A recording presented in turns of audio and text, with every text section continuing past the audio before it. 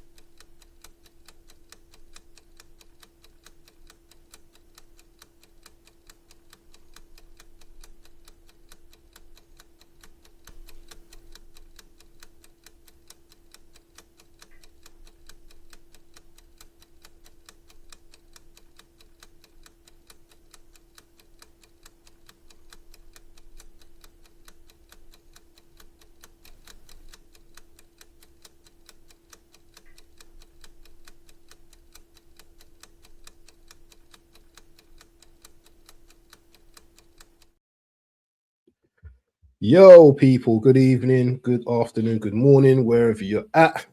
Welcome to the show, Monday Night Madness show tonight. Yeah, people, man.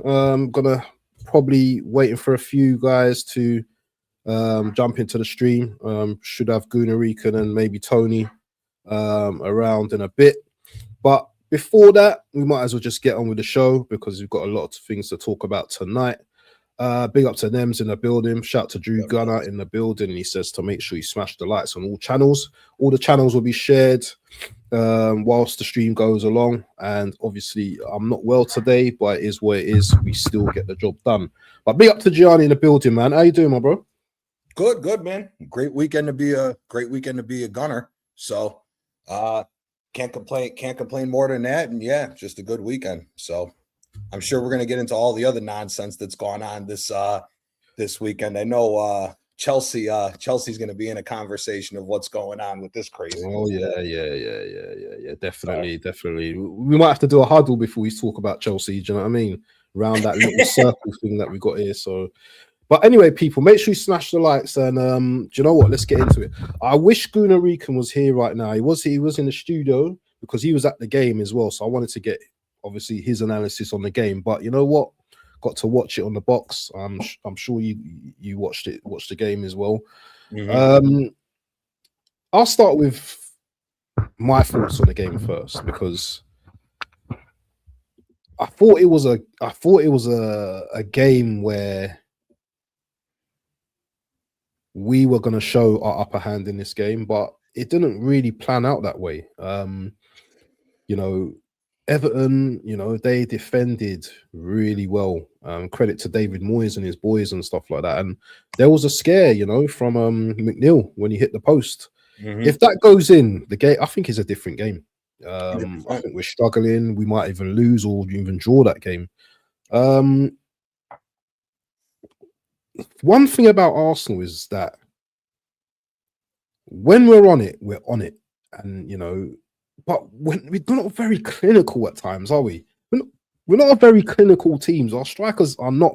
Well, we've got one striker that is clinical. But I was going to say we got one. Yeah, we've got one, but he's not used to his best abilities. So, we had Saka, weren't really impacting too much. I'm just going by memory, to be honest, yeah. Mm-hmm. Who started on the right or left? Was it Martinelli? No, it was Saka. Saka started on the right. Madueke was on the left, didn't it? Madueke on the left wing, which was absolutely trash. What did you think of that? What did you think of? It was garbage. All left footers as well. Havertz, Madueke, Saka. Havertz looks lost as usual, playing the striker role. Looks lost as usual. Madueke, we took his best ability away from him. The whole time, when you saw him get the ball on the left-hand side, you saw he wants to make those same moves that he makes on the right, but can't do it because his right foot is not that good. I thought he looked lost on the left-hand side. I was shocked that he tried it because every time I've seen Madueke on the left, it just doesn't look as good as it is on the right. So I was shocked that he made that. I thought Madueke was a lost cause, and actually I thought Arteta hurt him because I said, did you and me talk where I said for me, this game against Everton, Dowman and Madueke should be the two wingers. Madueke should be you said that. Dowman should be starting on the left. Yeah. And I don't know why we handicapped. If anything, you put Sock on the left. He's a better crosser of the ball, and he's better with his right foot than Madueke is. So I thought he did some damage to Madueke's chances of breaking into the team when he's been better than Saka the last few times, if we're being honest. So no, it's not. No, it's not. This is going to pop up later in the show, hopefully. So I'm going to start that for now. We'll talk about that. We'll talk about that a bit later in the show. I just thought that we were stagnant again. Yeah. The one thing to what you said, though, Everton is the best team that has come to play Arsenal at the Emirates this year. Outside of the loss to Manchester United, Everton's been the best team to show up against Arsenal at the Emirates this year. I don't think another team playing at the Emirates has looked as good as Everton did. So we have to give Moyes credit. And we all said it was going to be a different game because when we beat Everton earlier in the year, I think it was the start of the African Cup of Nations. So Ndai wasn't playing against us, and he was a problem the whole fucking game. Oh, he was giving everybody the business with dribbling. Yeah, he didn't cross the ball that much, which is good to show that our defense is still there. But in the open play, before he got close to the box, he was giving everybody problems while he was dribbling. Speaking about dribbling, and I rate Ndai heavily, Timber went down with an injury. I think it was his ankle. That got injured, and I was like, just take him off. He shouldn't have started. He shouldn't have started. He shouldn't have started. But anyway, he did start anyway. But my point is, when he got injured, shouldn't we have just taken him off straight away? Because he was down for a little while. But played him on. Apparently, I'm hearing whispers that it might be a groin injury now. So we continue to play him, knowing that he had an injury, and he's come up with another injury.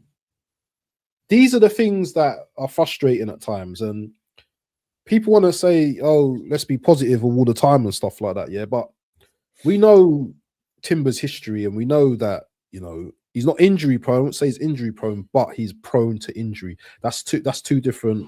Two different things. Yep. And where was the caution? Because in Mosquera, I'm not saying is the best right back in the world. I don't know what was going on with Ben White either as well. Ben White, he was warming up. All of a sudden now, Mosquera comes on. And it's just like, now we're in a situation now, we've got a big game tomorrow against Leverkusen. And it looks like Mosquera is going to start that game, when Ben White is the more experienced player. So that's one negative of the game. He's still hurt though, isn't he? White. Who, Ben White? Isn't Ben White still hurt? But I saw him warming up yesterday. He was warming up. How many guys have been warm up that's been hurt? True. Yeah. True. But what did you think of that injury? And obviously, we're going to talk about the Everton game more, but I just wanted to just get the negatives out of the way, because that injury, I think, Ndai, tricky winger on that side, he weren't really, actually, he did put in a few crosses, actually. Yeah, early in the game, he did. Early in the game, he put in a few crosses, but he was dangerous. You can see that, he'd get on the ball, he'd look up and he'd do his little janky, move it inside. But when you take out Timber out of that defense, I don't care who you are, you take him out of a defense, and it weakens our defense. Yeah, exactly. And I don't know, man. I just felt like if we lose Timber in this crucial period of games, because we've got a final, we've got Leverkusen tomorrow, we've got the Carabao Cup on Sunday. I really think that we might be in trouble if we don't have him available. We need our best right back right now. But that was one of the negatives for me in the game. But did we play well on Saturday? Do you think we played well on Saturday? Be honest. No. So here's the negatives for me, and I wish Tony was here, because as I love Tony, I love Tony to death because he's awesome to talk. I don't know where he is, But and shout out to Tony. I hope everything's okay. Got Tony, man. Yeah, I hope he's all right. But exactly the conversation that we had, where it's not time to experiment. Why were we experimenting? Why is Dowman? I mean, listen, man, I've been screaming for Dowman to be getting minutes. I know he got hurt early in the season and whatsoever. But why is if everybody said that it didn't work, why did Citeh get moved to the number 10 position? That was one thing I didn't understand. I mean, obviously, it ended up working out in our favor with Dowman going on to the right and Citeh going into the 10, but Citeh didn't do anything in the 10. He was null and void in the 10 position the entire time. And again, Citeh going into the 10 is once again another highlight of why we're not playing well, because why is Citeh and all these guys who are in the 10 position being asked to come back and play defense? You know what I mean? It didn't make any sense. And Martinelli, yeah, okay, he looked okay at the left wing position, but I mean, he's still, for me, I mean, he's still, again, he's another lost cause. He's another lost cause to me. I mean, lost. If you want to be, if beggars could be, okay.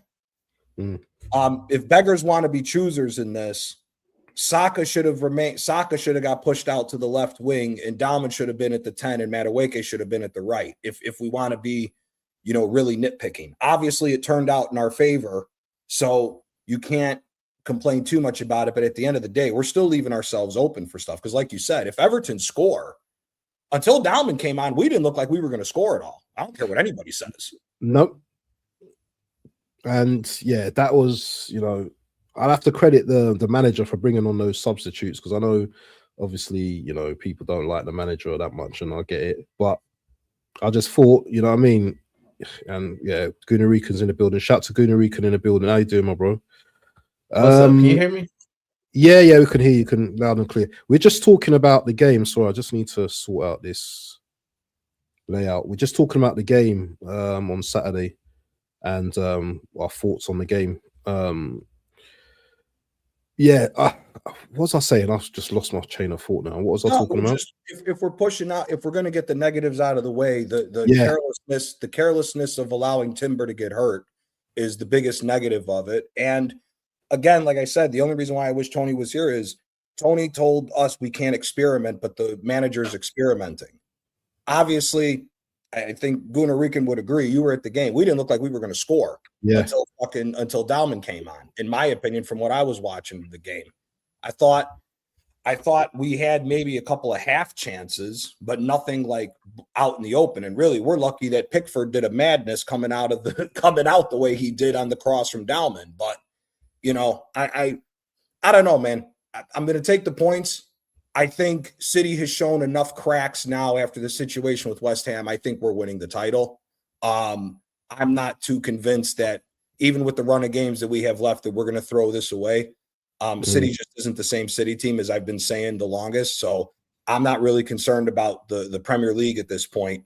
The Carabao Cup is now an interesting situation because I think Timber out makes our defense a little more susceptible to being attacked from the way City like to play and them trying to be a little bit more direct. Doku and Doku will give Mosquera problems. And I don't even rate Doku that much. I don't either. He will give Mosquera problems on Sunday. But the other worry is tomorrow. Grimaldo was balling out against Timber and Saka, that whole right-hand side. And now you're going to put a kid in who has not played European football at all in the levels of what we're talking about now in the knockout stages.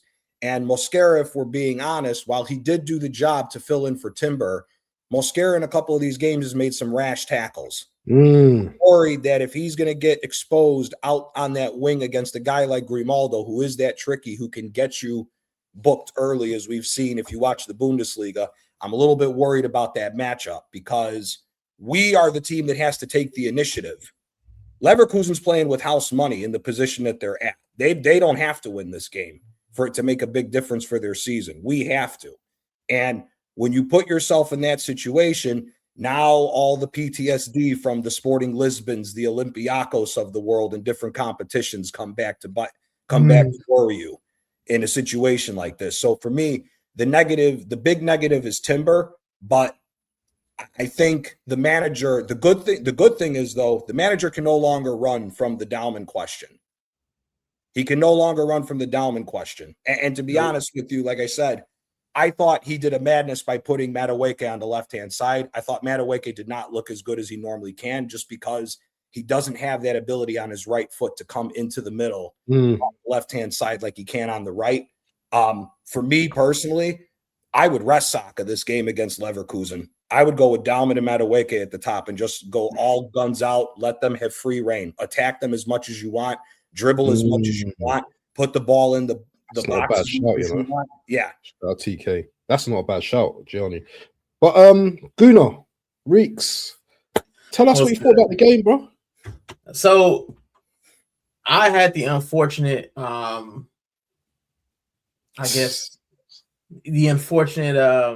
circumstance of having gone to the last Everton game, the 0-0 at home. And I don't know why I picked this one. It was a last minute thing. But I'm not going to lie to you, for 88 minutes of that match, I was fuming. I was like, my head was so hot, like sweating. It's cold out there, but I was sweating. I was fuming for 88 minutes. It was awful. And how was the crowd, Gunnar?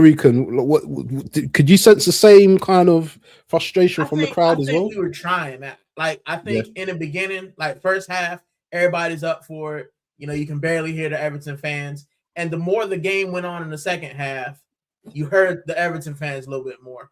And there's always that, you know, that group of Arsenal fans who try to get people singing, you know, try to get us going.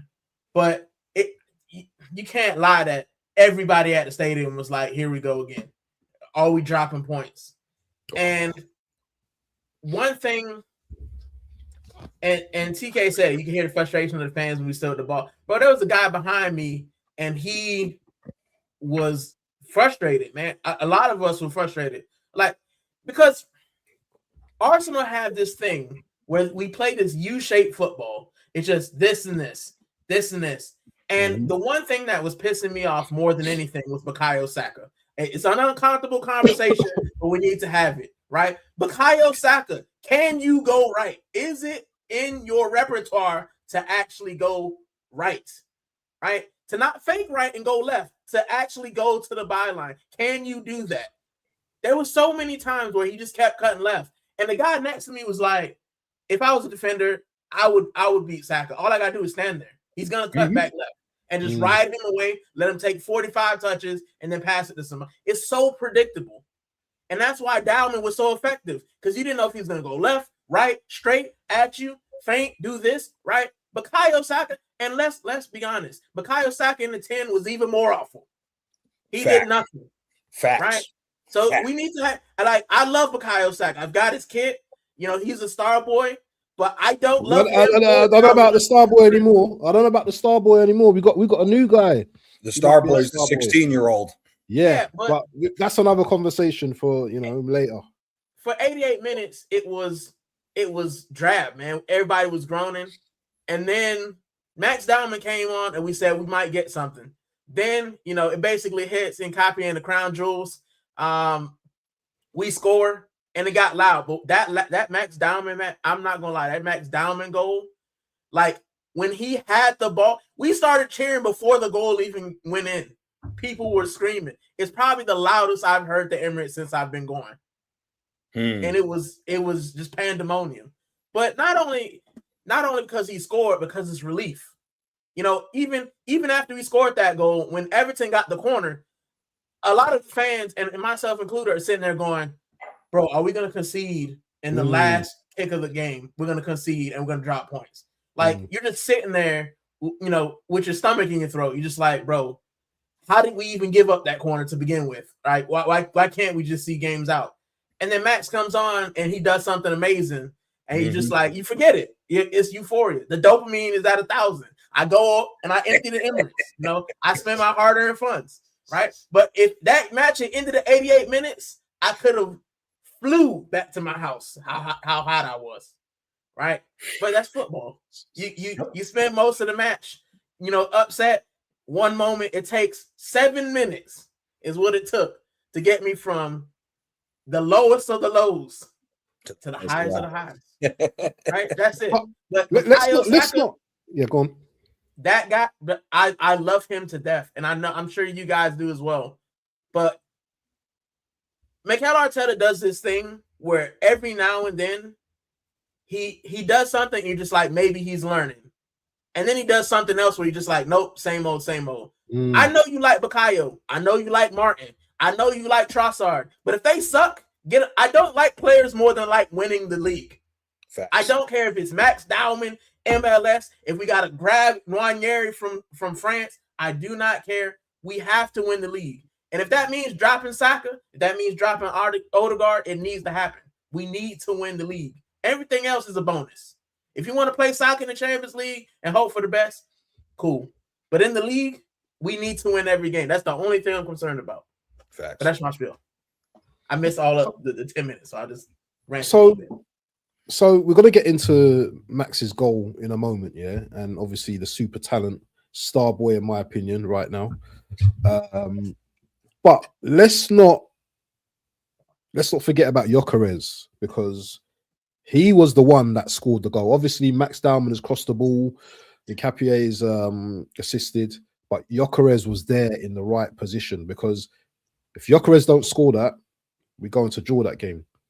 So, you know, he might not have been great when he came on, but something about Gyökeres what people seem to always forget, or I think are in denial, is that in majority of games that we've played this season, whether on the ball or off the ball, he's had some type of impact. Because if he's playing up front, then their centre-backs or their defenders don't push up so much. Because there's been times where he comes off and then we're immediately under pressure.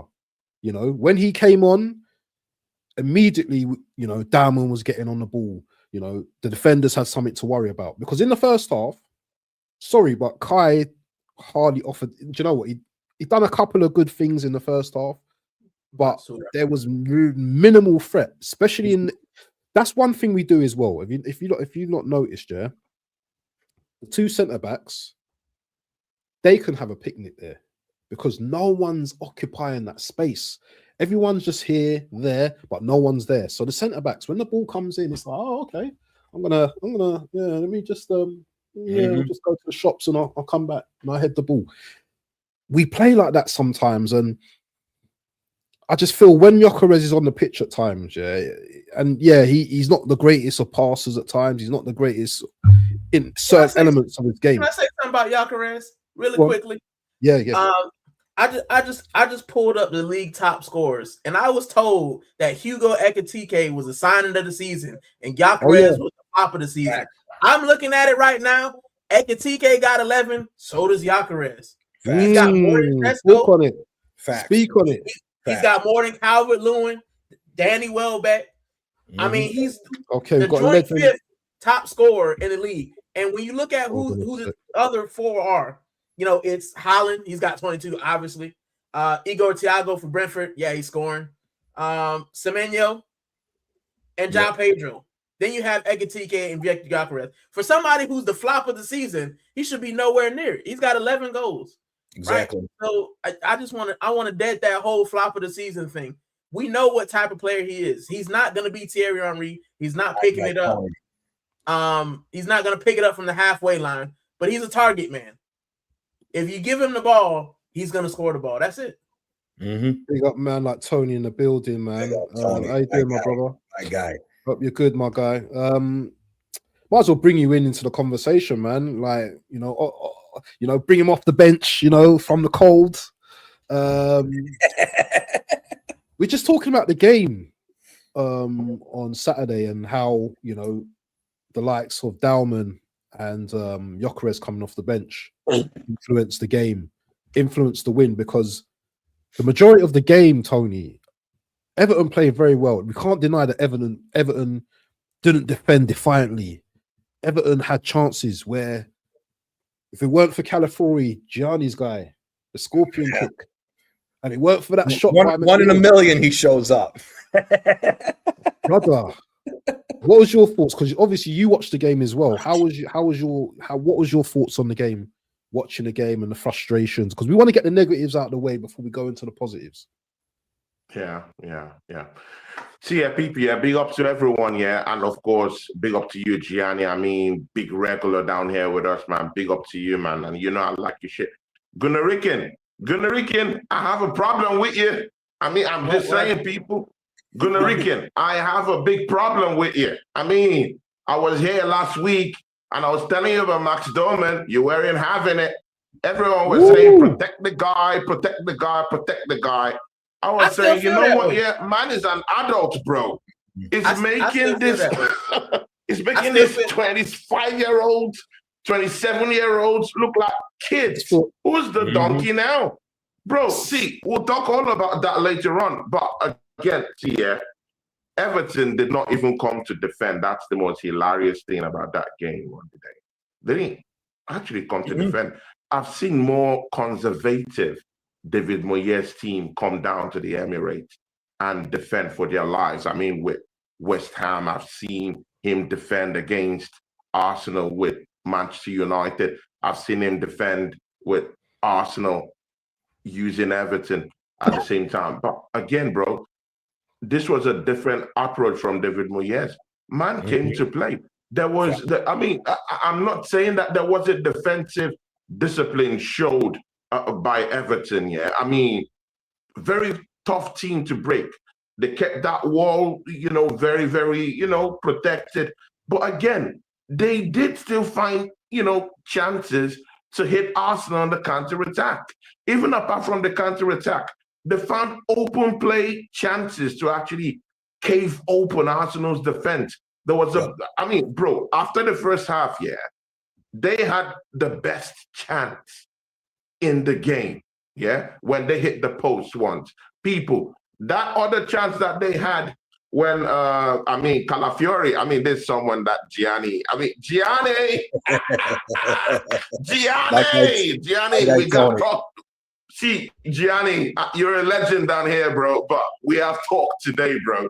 Calafiori, who you love to hate, You saw that bicycle defending he did against Everton? Bro, that's what you get when you have Calafiori, who is in form and who is ready to play. That's what he can give to you.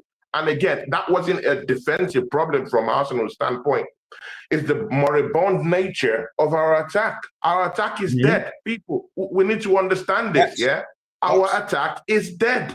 Nas came out a couple of years ago, when rappers were wearing skirts and, carrying handbags and, wearing Gucci bags and all that. And he said hip-hop is dead.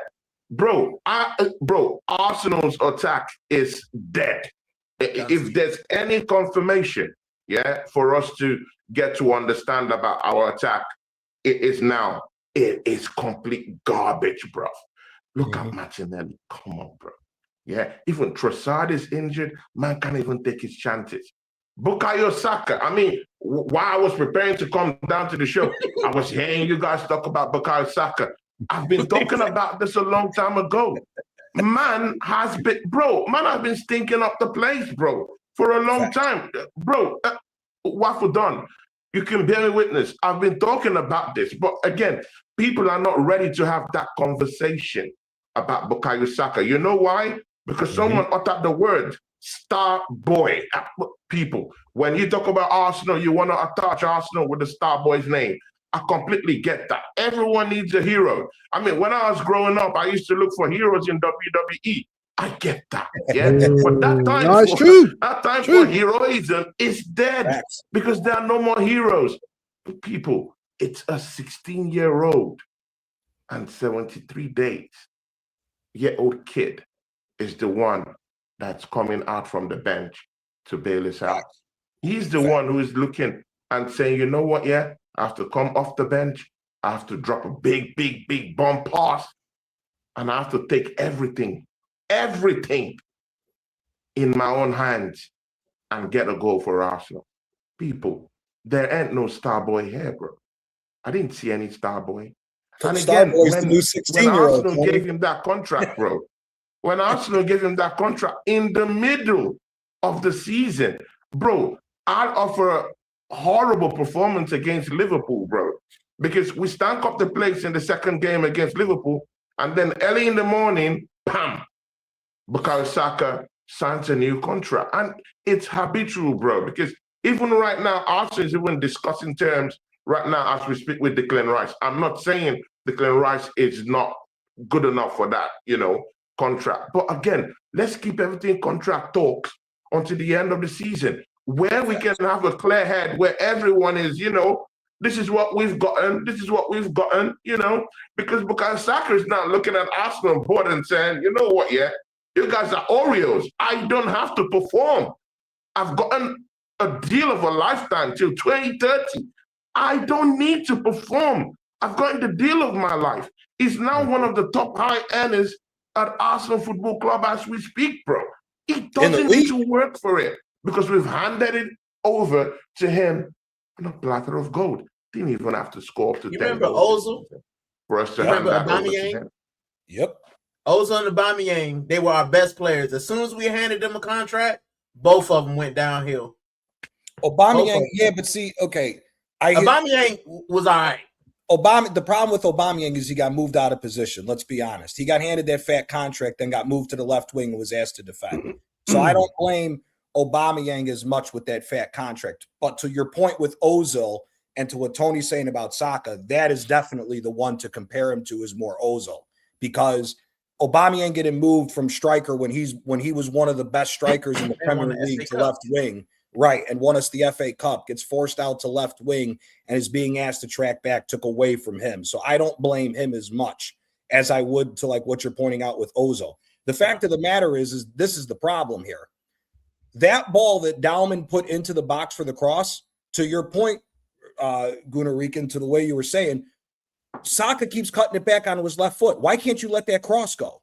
Put that ball in the box more often. Why is it a 16-year-old that's got to come up with the Gianni, idea? he hasn't evolved. Bro, this is when I went to the football 12th man, bro. Yeah? When I went to the football 12th man, I was telling these clowns out there, bro. Man hasn't evolved, bro. Because Saka as a player hasn't evolved. Look at Rafinha. Yeah? Man has evolved in his play. He's evolved. That's why he's getting those numbers. Look at Olise. He left this league. Man is tearing up the Bundesliga, bro, with giants there, bro. This guy, bro, you're talking about cutting in because that's the only option he's got. That's what he has in his locker, bro. Let's be very frank about it, bro. Yeah? No, forget this thing, star boy, bro. There's no star here, bro. Yeah? Because when he's on that right-hand side, we know what's going to do next. You know he's going to cut in down to his left. We know that, and he's going to take a shot.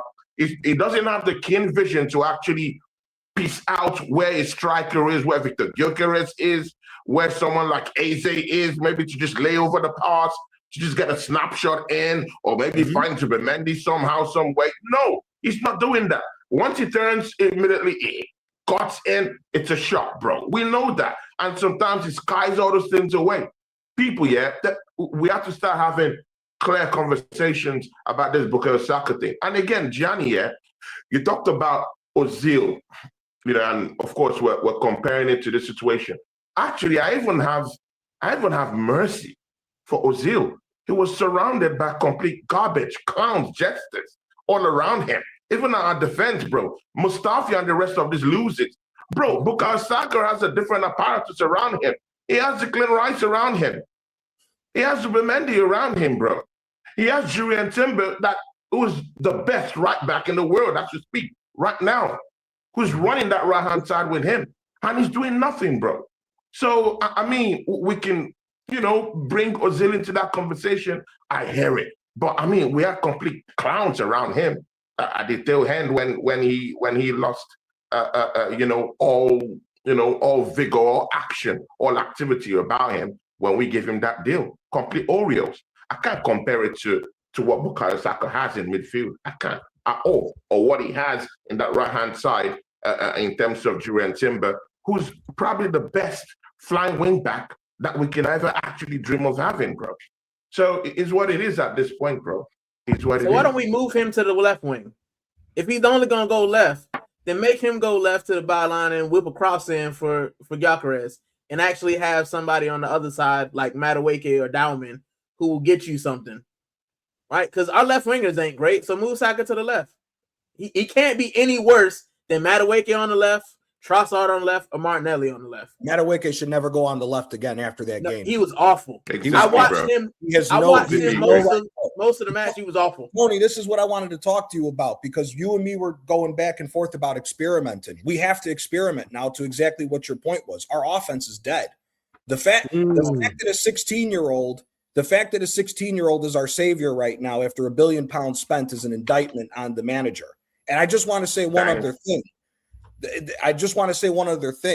Not only the offense is dead, look at how tired Zubamendi and Rice are.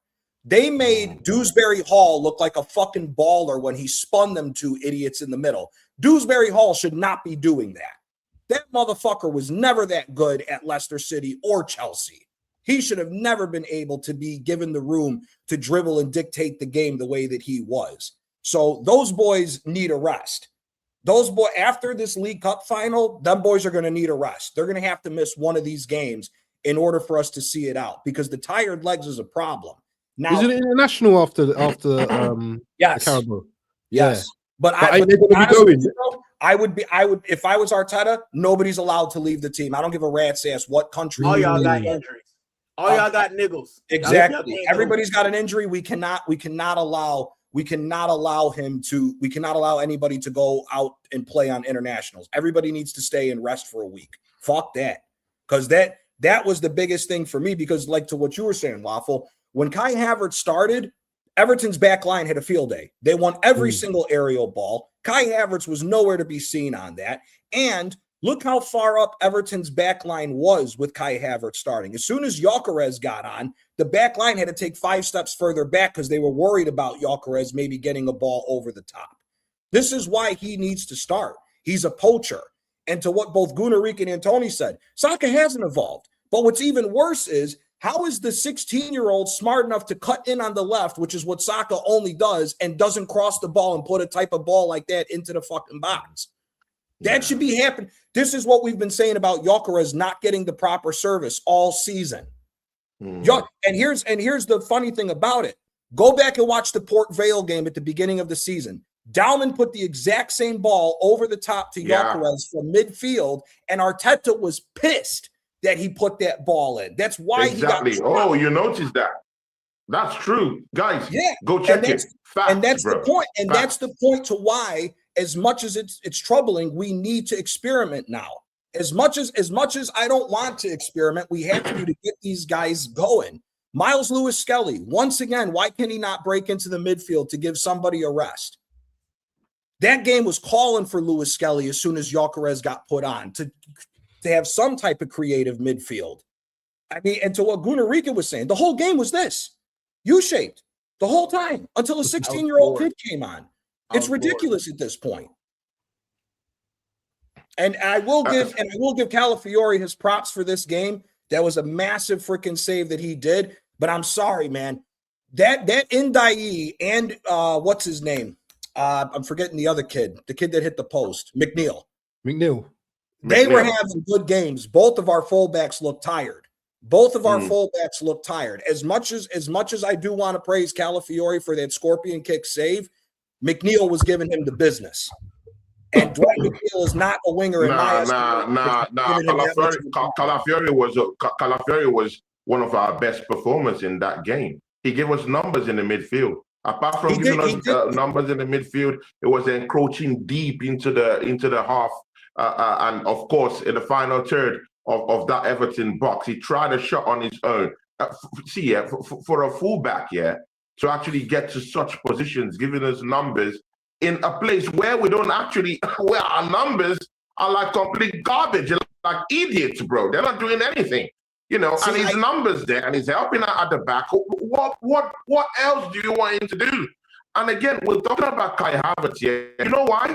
You know why he's having a stinker? Because he's doing everything than being a striker, bro. Kai Havertz was playing in right center mid. It was playing in right wing. I'm seeing man defending. I'm seeing man dropping down deep to get the ball to actually encroach, bro. Come on, bro. How do you want the man to strike? Kai Havertz is not even the most physically gifted kind of guy on the pitch, though. So, I mean, all that work rate for what, though? I agree. Do you want him to be a striker? Do you want him to be a winger? Or do you even want, bro, what do you want from him? And again, it circles back to the manager. Exactly. What he's got in this team. And finally, I'm agreeing right now that we might definitely have to start looking for ways to actually start experimenting just a little bit. Just a little bit, bro. I mean, people, I know 50 Cent said just a little bit, but bro, like, literally, we have to do it just a little bit. The one thing that I noticed in the game, because I was bored, so I started watching players and stuff. Right, our defenders had the best chance to get forward passes. Our defenders were the most progressive, and when you look at who we have in midfield, you got Eza, you've got Rice, you got Zubimendi. When you're telling me that Saliba is passing the ball more forward than my midfielders, he's actually trying to break the lines. Gabriel's trying to break the lines. Hincapié is trying to break the line. Like, when our defenders have more space to shoot and create than our midfielders, there's a fundamental problem with our system. There's something wrong with how we play. Another thing that I noticed is we don't shoot when we have space. We have to take 14 touches, and then we allow the defense to come on us. And how many shots did we take where they hit the Everton defender? When you could have taken one less touch. Majority of them. Majority of the shots were hitting Everton. Exactly. And Bukayo Saka is one of the worst people at it. Taking 16 touches. Just shoot the ball. You never know. It might bounce off the defender and give you something. That's what Dowman gives you. He says, I'm going to cross it. It doesn't matter. If it bounces off somebody, cool. And we got to go. Facts. You know what I'm saying? But we do this thing where our defenders are the only ones who are trying to take first-time shots. They're the only ones trying to get the ball forward. And our midfielders are taking 67 touches and not going anywhere. Like, you take 67 touches to pass the ball sideways and backwards. I didn't see anybody turn and try to actually run at Everton. And like you said, Everton's midfield, they're not that great. Big up, E-Rock. Like, they're not that great. But we made them look like they were going for the title. And we've done it a lot this season. We did it against Liverpool. Look at Liverpool against Spuds. You telling me we couldn't score one goal against that team? Facts. Not a single goal? Well, that haunts me to this day, man. But Gunarican, I want to ask you something here, because you was at the game, yeah? And me and Gianni touched on this earlier. Injury concern to Timber right now. You saw him go down, the first time. He got up and he still played on, and then he came off again. So what was going on? What did you see from the stands? What was going on? Because I wanted him off. As soon as I saw it, I wanted him off. When he went down the first time, my collective was like, oh, crap. Yeah. I think Timber is one of our best defenders. I think he's one of our most important players. And my problem with Mikel is he flogged. This is the thing that we were thinking, right? So Timber goes down and Ben White starts warming up. So I'm like, okay, maybe, Ben White, he might not be fully fit, but maybe Mikel says, all right, I don't want to risk it. Let's put Ben White out there. Let's see what he gives us. Or MLS, anybody else. But he made him play on. And he looked like he was all right. And then he goes down again. And still, I'm like, why don't you put Ben White on? And Ben White didn't come on. He put on Mascara. But my thing with Mikel Arteta has always been, he's always reactive instead of proactive. He's always reactive, right? The only reason he put Max Dowman on, let's be honest, fellas, is because his back was against the wall. He had nobody else. Fact. If Odegaard was there, I guarantee you Odegaard's coming on before Max Dowman. 1,000%.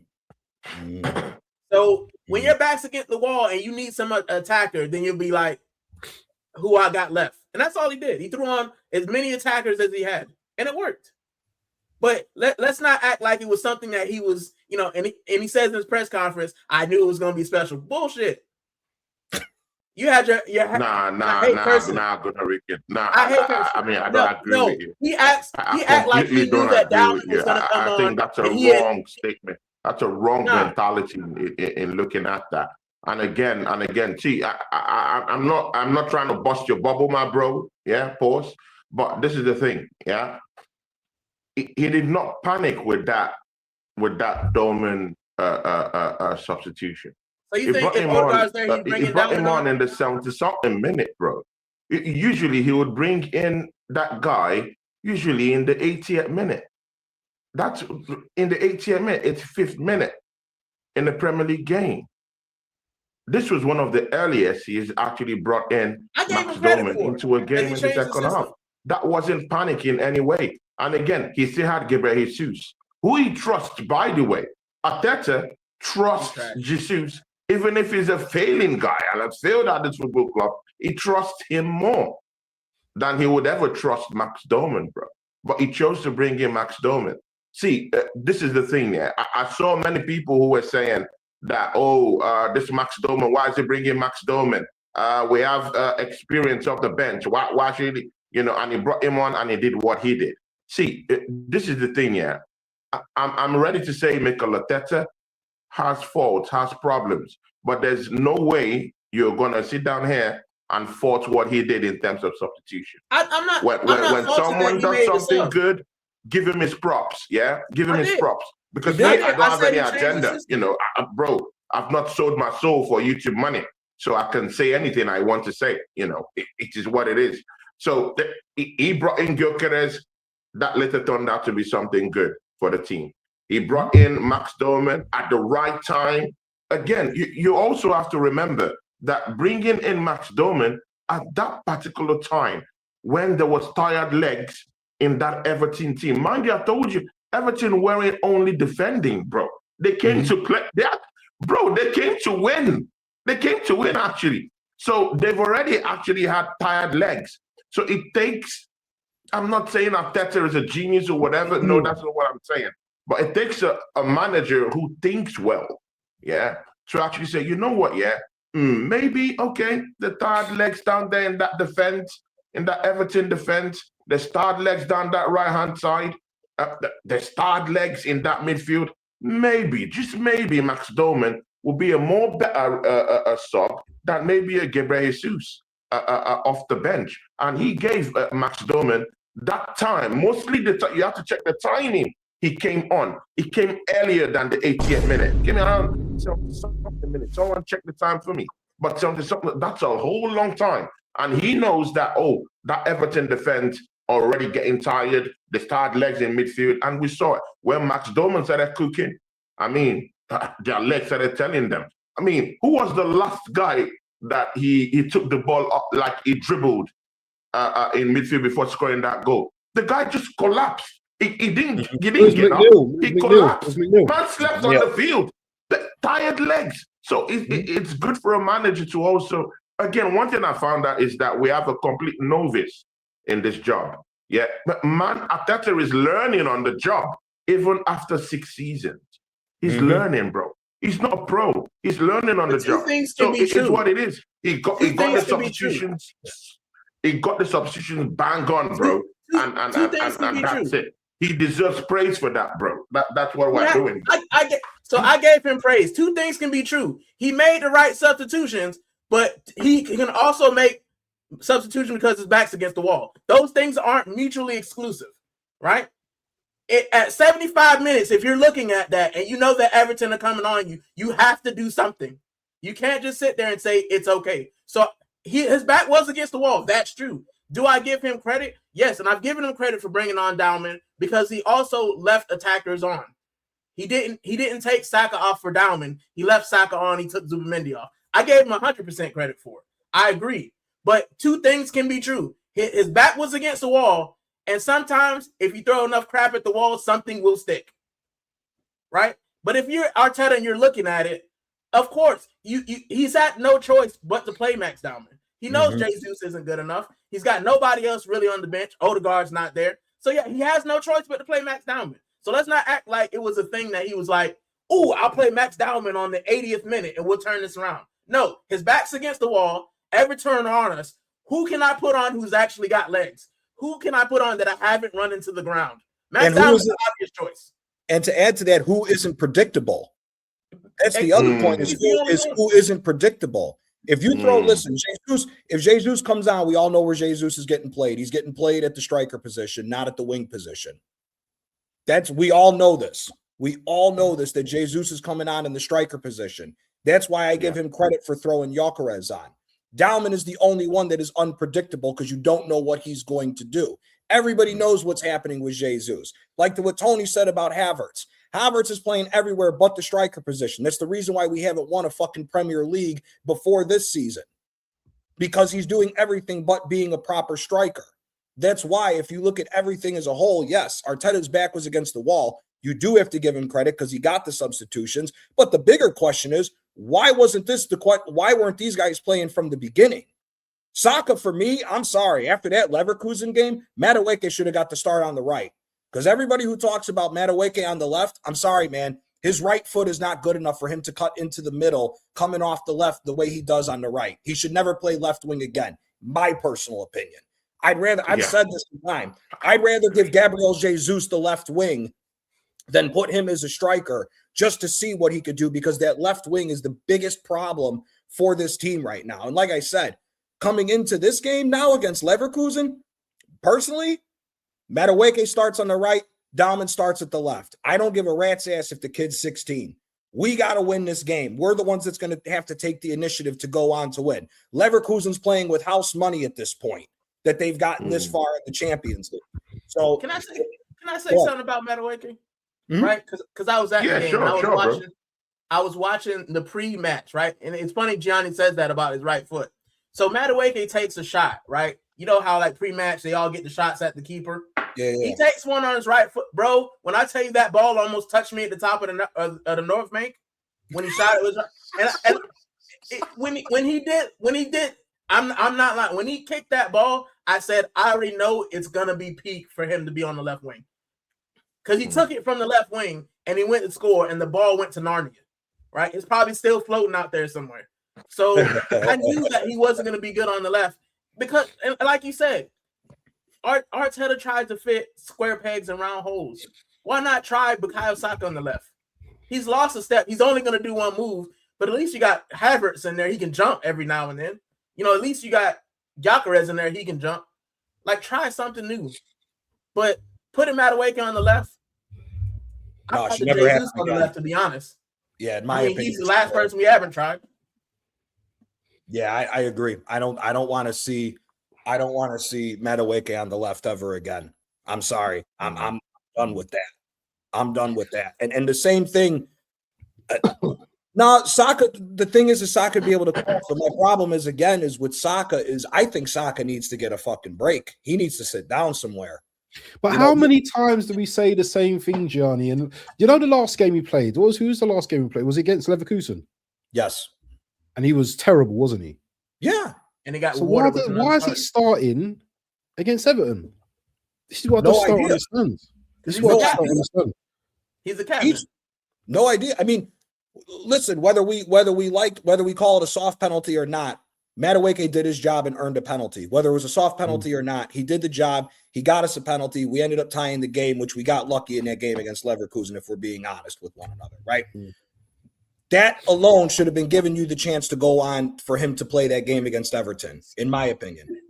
Eros, I hear it. I don't like Madueke that much either, but you have to give somebody props when they're playing well. Madueke's on a hot streak right now. Like I said at the beginning, Arteta screwed him up by throwing him on the left-hand side. Madueke should have easily been given the starting job for the right wing for this game alone, to sit Saka. Because again, here's the bigger question now. And I'm sure we're going to get into it, but if you run back this same team that you threw out against Everton, Leverkusen is a much better team than Everton is. They are a much better team across the board than Everton is, first and foremost. We're the ones that are the favorites to win the Champions League. If we see that bullshit U-shaped football against Leverkusen, who just earned themselves a draw against Bayern, we're going to talk about Leverkusen next, actually. But if you go into that U-shaped football again with a team that just managed to get a draw against Bayern and actually took some initiative against Bayern, I'm not feeling too confident with that, especially after what we just saw. I'd rather, again, I'm throwing, like what Gunarican says, you throw enough shit against the wall, something's going to stick. At this point, let Madueke and Dowman go direct, get free reign. I would go so far to say, listen, front three, I don't even want you to come back and defend. You three sit up top. We'll get you guys the ball. Madueke, Dowman, do what you want to do. You want to dribble around 5 guys and take a chance? Do it. Gyökeres, I don't want you to do nothing what Havertz just did against Everton. Go get your ass in the box and get ready to start shooting when Madueke and Dowman put the ball in the box. That's all we need to do from this point. And Eze, man, I'm telling you, Eze, I'm trying to give you as much lean as possible. And it's a 50-50 thing with me with Eze. Because Eze, one, is being hit with the same bullshit that Odegaard's getting hit with being asked to come back and defend. He needs to be further up the pitch. It's exactly what Tony said. The offense is going shit. And even with new players, the offense is going shit because we're doing the same thing over and over again. For me, Zubimendi and Rice, sit back and defend. That's all I need you to do. Cover the back line. You could push one of the fullbacks up, have somebody else cover it just to make sure that you're covered. Eze, Madueke, Dowman, and Gyökeres, go do what you got to do. Go create some offense for us because what we're doing with this U-shaped is dog shit. It's real but bad. The problem there is that Declan Rice is not that guy that would naturally want to sit back. Naturally, he would want to run that number 8 role. You know, he would want to.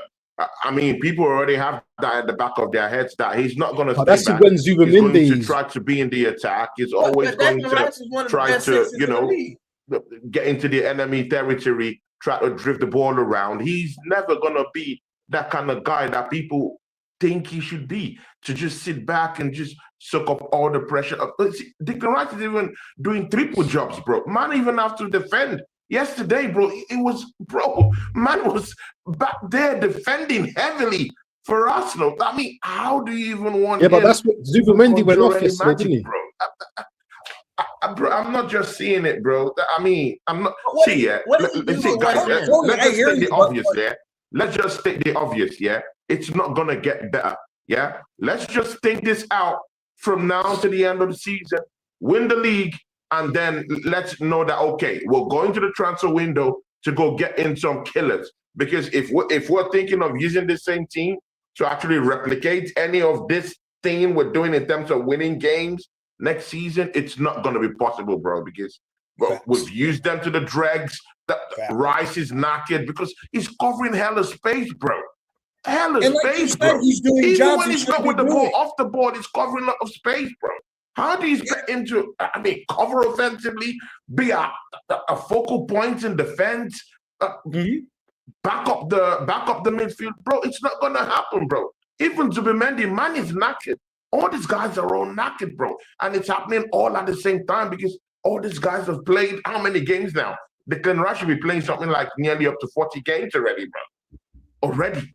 Yeah. Oh yeah. It's hard, and even his own goals have dried up. I mean, people, I'm not trying to be, smart here, but I mean, even the goals of the Declan Rice guys, I mean, even the set piece goals, guys, everything has disappeared. Can you see it? Everything has disappeared. See, every bit of confidence, every bit of anything result-oriented in our midfielders is gone. Even Zubimendi that used to even walk up in that number 8 position, man, is even afraid to even go up there now, bro. Because their legs are gone. You can't be creative without legs. Guys, we're going a bit off track right at the moment. I really want to stay on track here because there's a question from here, and I want to talk about the Bayern Leverkusen game because we're going to talk about this game, but then we're going to talk about the Carabao Cup final as well. But as far as I'm concerned, tomorrow is a very important game that we need to get through tomorrow. There's a question from here from Drew.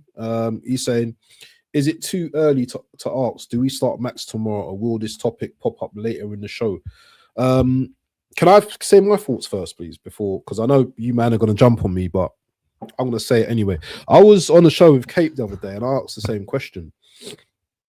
And I'm not saying he's not ready to start, but I think you have to be strategic with Max Dowman. You have to understand, that the start of the game, the other team's at their most physical. The other team's at their most powerful. I think Max, for now, is that guy that can come on in the second half and impact like he did against Everton the other day. I'm not saying that he can't start. I'm not saying he's not good enough to start, right?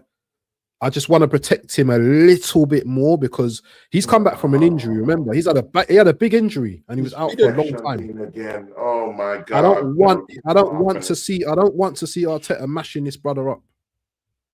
I don't want to see our talent being mashed up badly. But that's my opinion. You lot can chime in now. I agree, but not because of the injury. I agree because I think in the building. I think he gives us the best opportunity when the legs get tired. I would put Trossard or Saka out there, let him run around, and then when the legs get tired, I put Madueke and Max Dowman and just go at them. Just put them away. That's why I would have him on the bench. And I wouldn't bring him on the 80th minute. It'd be like 60 when I brought him on.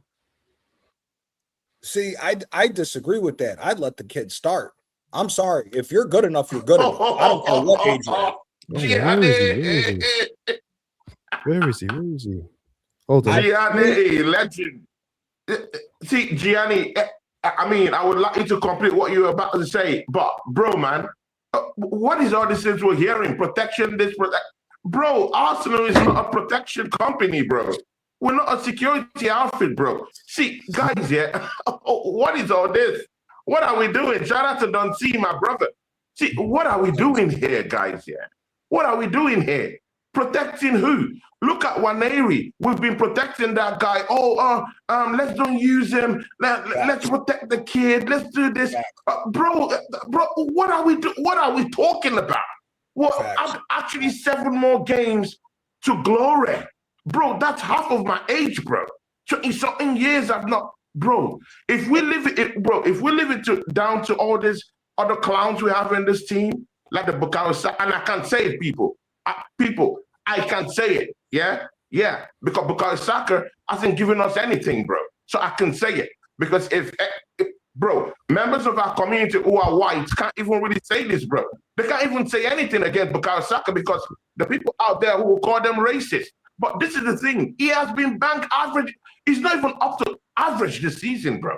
What are we protecting this kid for, bro? It's not like he's been playing from the start of the season to the end of the season. He got injured mid-season, and he did not even really start games for Arsenal, bro. He was playing for the under-21s. So what is the bad thing if this guy gets 7 more games from now to the end of the season? That's not career ending. What's this protecting we're talking about, bro? Well, see, we're this close,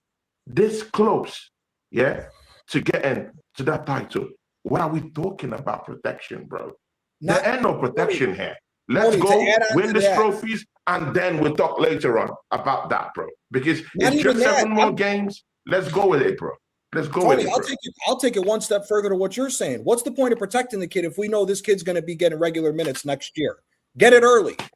Get the experience now of what it takes to win with that pressure on you so that next year it's even better when you're getting older.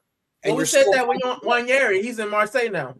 Waneri, here's the problem with what happened with Waneri. Waneri got into a fallout with Odegaard. He fell out with Odegaard before Odegaard fell out with Arteta. That's the funny thing is, Dowman's not always going to impact games like you think he's going to impact games. He's not, but it's better to get that experience. Look at here. Yes, it is. It definitely is. What's the team that we're all worried about in facing in the semifinal of the Champions? What I'm saying, this is what I'm saying though. You need a level of matureness as well when you're playing in games as well. Max Dowman is a hell of a talent, but he's not always gonna produce what he did against Everton each game. I hear that. That's the point I'm trying to. That's the point. But again, he has the potential to do that, bro. He has the potential to do that. Yes, potential. And not only that, potential to do that every single game because he has the skill set to do that, bro. And again, we're talking about this, bro. Barcelona didn't protect Yamal, bro. Man is a young Pedri or Gavi. Even Manchester City, O'Reilly, bro. There's no protection for the guy. Man keeps playing week in, week out. And he's doing quite well for Manchester City. What's his protection we're talking about, bro? Whereas protection taking players like Waneri sold out to Marseille when we need killers down here to help us out win the title, bro. Bro, let's get Max Dowman in, bet him in quite quickly right now because, bro, I saw him put Dujri Hall, bro, on the floor, flat-footed, bro. Man slept on the floor and you're telling me that guy is 16-year-old? Oh, God, you guys have to be kidding me, bro. Man slept on the floor. A professional footballer slept on the floor. It's like Debo knockout. Like when someone like Dunsey knocks you the fuck out. That's how you're gonna lay on the floor. And you're telling me that guy is not an adult? Oh my days, people! Please leave me alone. Not today, devil. Not today. Not today. I want him. I want Max in the 10. I want Max in the 10 if he starts, because I think he gives you more than Ezra. No, I'm putting Eze in the 10 and Dowman on the wing. I want Dowman on the wing. Down the wing. You being like you guys are saying, him being that young, give him that freedom of ability on the wing with both feet. We've been screaming for that. The same, Saka's got 2 feet. He don't use his right foot. So what Gunnar said earlier, he's scared to go to the touchline and actually try to cross the ball in with his right foot or use it to dribble in along the last line along the goal line. I'm sorry, man. Dowman's got to get the start now. Like what we've been saying about everybody else. Eze had to work his way to get the start over Odegaard, right? Dowman, whether he's been on the bench or not, has earned the start now over the wingers because we ain't getting shit from these guys. The left wing position is the worst position in this team. He needs to start there. Madueke just proved he can't play left wing. Throw him on the right. Keep him on the right. That's all you're going to do. We need you to dribble, put the ball in the box. Eze, play further up the pitch. If you put Eze further up the pitch and closer to Gyökeres, you got 2 goal scoring. You got 2 guys that have goals in them. Stop making guys play like what Tony said earlier with Havertz. Let guys play in their actual fucking positions and not do the jobs of others. That's why we got a problem with everybody being tired. That's why Rice is gassed. Rice is running from one box to the other 95 minutes every fucking game because the number 10's playing defensive when I've never seen a number 10 play defensive in my life of watching football. And Zubimendi's trying to do the same thing, and he's getting confused with the ball at his fucking feet because he doesn't have any legs anymore. Let these young kids go. Fuck that.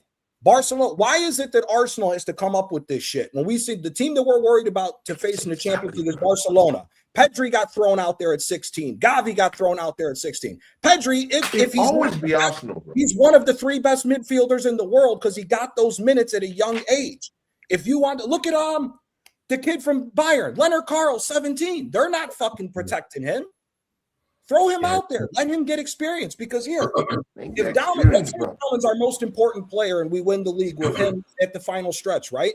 Now the kid's got the experience. Now you walk into next year with possibly one position that we were thinking about having to spend $100 million on. You got a kid who can already take that position over, and you can look to facilitate the rest of the team so that winning a title this year isn't the only title going forward to where now you got years of success. So again, Carl is a baller, but again, they're not protecting him. He's 17. If you're good enough, you're old enough. That's the rule that they always said. Sure. So my question, Gianni, do you think that Mikel Arteta, if he starts, he will allow Max Dowman the freedom to do whatever he wants? So I think that's an issue as well, because you just talked about Max Dowman pinging the ball over and getting yelled at. So do you think if he starts, he will get the freedom that Bukayo Saka and Martin Odegaard has? If he does, I'm right there with you. If he allows him to be Max Dowman, I'm right there with you. I just don't think that this manager, one, because it makes Odegaard look stupid, it makes Bukayo Saka look worse, right? And this manager's all about PR, right? Bro, I know what we're saying. Also, as well, we haven't got Timber now, yeah? So when you're starting him now, you're relying on Mosquera. And who's another youngster? Who's another youngster that's going to have to get the minutes and get learned to that level now? Yeah, I suppose. It is what it is. And again, but Mosquera has played more minutes. That's the only difference. Yeah, he has, but Mosquera hasn't played minutes at this level and at this crunch time. He was with a shit Valencia team. Yeah, but Mosquera's played more minutes, and that's reality. First and foremost, yeah, Gianni, it's a pleasure to meet you. Big up, yeah, we can big up, Waffle big up, and Claude big up. That's what I'm saying.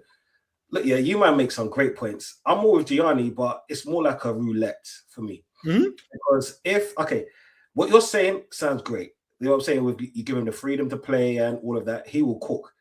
But then if it doesn't go our way, Arteta would have made the biggest mistake of his life. You see, with me, I do not want to rely on a 16-year-old player to get us through to the next round when we supposedly have the best team in this country. This is what I'm saying, or the best squad. Yeah, having him come on and him start, like compared, it's like this: having a cameo and playing a full 90 is two different things. Because having a cameo, you're playing against tired legs. You know what I'm saying? So, like that game, he would always look good. He's got so much energy. He's so enthusiastic. He wants to come in and do his thing. And the goal that he scored is only going to breed confidence. but we shouldn't have to rely on him going forward. Do you know what I'm saying? He's better than Madueke at this age. He is a fantastic baller. But then we saw that in Saka, and look what happened 7 years later. Do you know what I'm saying? More through injuries, being overplayed, just because we have relied on him. Yeah. You see, I want us Arsenal fans to take it one game at a time or one step at a time, especially with this kid, because he could be a diamond or a diamond that turns into a coal. Yeah, meaning backwards, right? I heard. And the thing is, I'm not disagreeing with you. I'm not agreeing with anyone. This is what I'm saying. I'm more sitting on the fence of whether we should start him tomorrow or whether we shouldn't. But that's a dilemma that Arteta has. I'm happy to be in this moment because I can't tell you the last time I've been so excited. And I'm one of Arteta's biggest haters. I can't stand the dude. I still want him going. But do you know how excited I am to actually be in this position? Because normally we would have gone out of every single cup competitions or we've relied on one. You know what I'm saying? We put all our eggs in one basket and then the egg turned rotten. You know what I'm saying? I'm so excited to be in Everton. I'm so excited to go into that match tomorrow at home. Yeah. So if anything, like even though it's a draw, right? And I'll give Leverkusen like as much respect as possible because in that first match, they did to Arsenal what we do to other teams. They scored an early goal from a set piece and then they shut up shop because there's a reason why they drew 1-1. That drove Bayern Munich. There's a reason. And people are saying that Arsenal played horrible. No. Yeah. Leverkusen allowed us to play that way. We're at their ground. It's a volatile ground, yeah. Now they're coming to us. You know what I'm saying? I don't want to see us sitting back. I don't want to see us trying to play on a counter-attack. I want to see us from minute one, yeah. I don't care if your legs are tired. You man get paid handsomely. You know what I'm saying? You man better fucking do your whole thing, put all your spirit into everything, yeah. I don't like. For me, it's more of it's a win and nothing less. Because if I want my Arsenal to go out, I want us to go out against a team like Barcelona, against Bayern Munich, against Real Madrid. You tell you why? Because I respect them, man. Yeah, I don't respect them straight up and down. Yeah, we've got a better team than them, right? We're in a better position than them. Where it seems like, and I can't believe I'm saying this, we are going to actually win this fucking league. Do you know how crazy that sounds? Yeah. Put that energy into that because I don't want to hear about tired legs because what? Come Sunday, are we supposed to have tired legs? This is what I'm saying.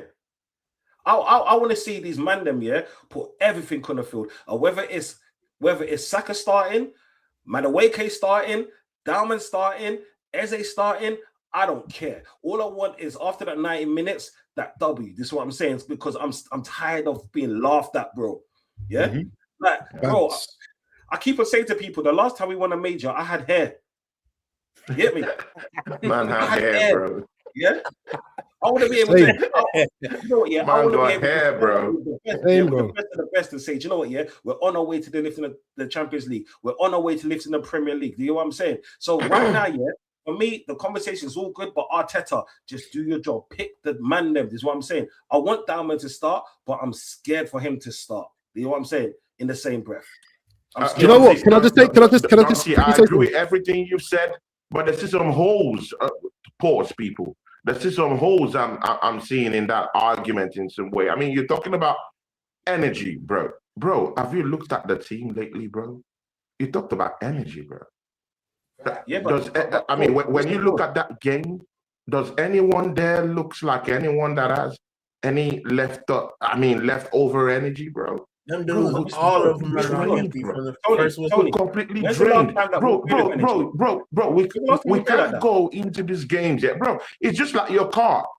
Dante, I know you have a luxury car. I mean, you can't tell your luxury car, yeah, to move because you're a luxury car. Just move. No, it doesn't happen. Your luxury car will break down when the engine is not engineing at all. Tony, it's not going to work. It doesn't matter whether it's a £2 million car. It doesn't matter if it's a 17,000 pound car. If the engine is tired and there's no energy running through the veins of that engine, it's gonna die, bro. The car. The only way I agree with Dowman, it's not gonna move. So when you're talking about energy, bro, look at the game. There's no more energy. Arteta has run them down to the ground, bro. There's no energy, bro. So this is why me and Gianni are standing on business about this Max Dowman thing. When I was talking about Max Dowman, Gunnar Ricken laughed me off just last week, only to go watch him on his channel buzzing about let me ask you a question, Tony. Max Dowman contribution. I mean, see, people, these are the things we see.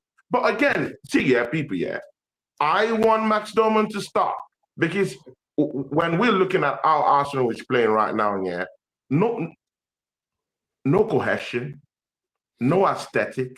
There's nothing, bro. Bro, I can't even watch an Arsenal game, bro, and feel okay. I'm always bored. I want to get out. I just wanted to just put the ball in the net and just walk out. That's how bad it is. Tony, people, I do more watch-alongs than any of you guys down here, apart from the Waffle Don. I do more watch-alongs because I've been following the season all through. I know what these games are all about. These are boring, draining games, bro.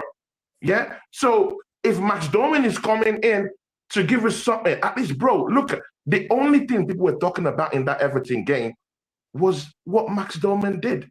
The showmanship, the aesthetic. It brought back beauty back to the game. And that's what I want to see. Bro, don't see, you've been to the stadium many times. You live in London. Gunnar Ricken, you've been to games too. I've been to games when I was in London.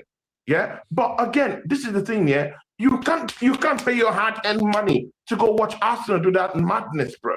Week in, week out. You get tired, bro.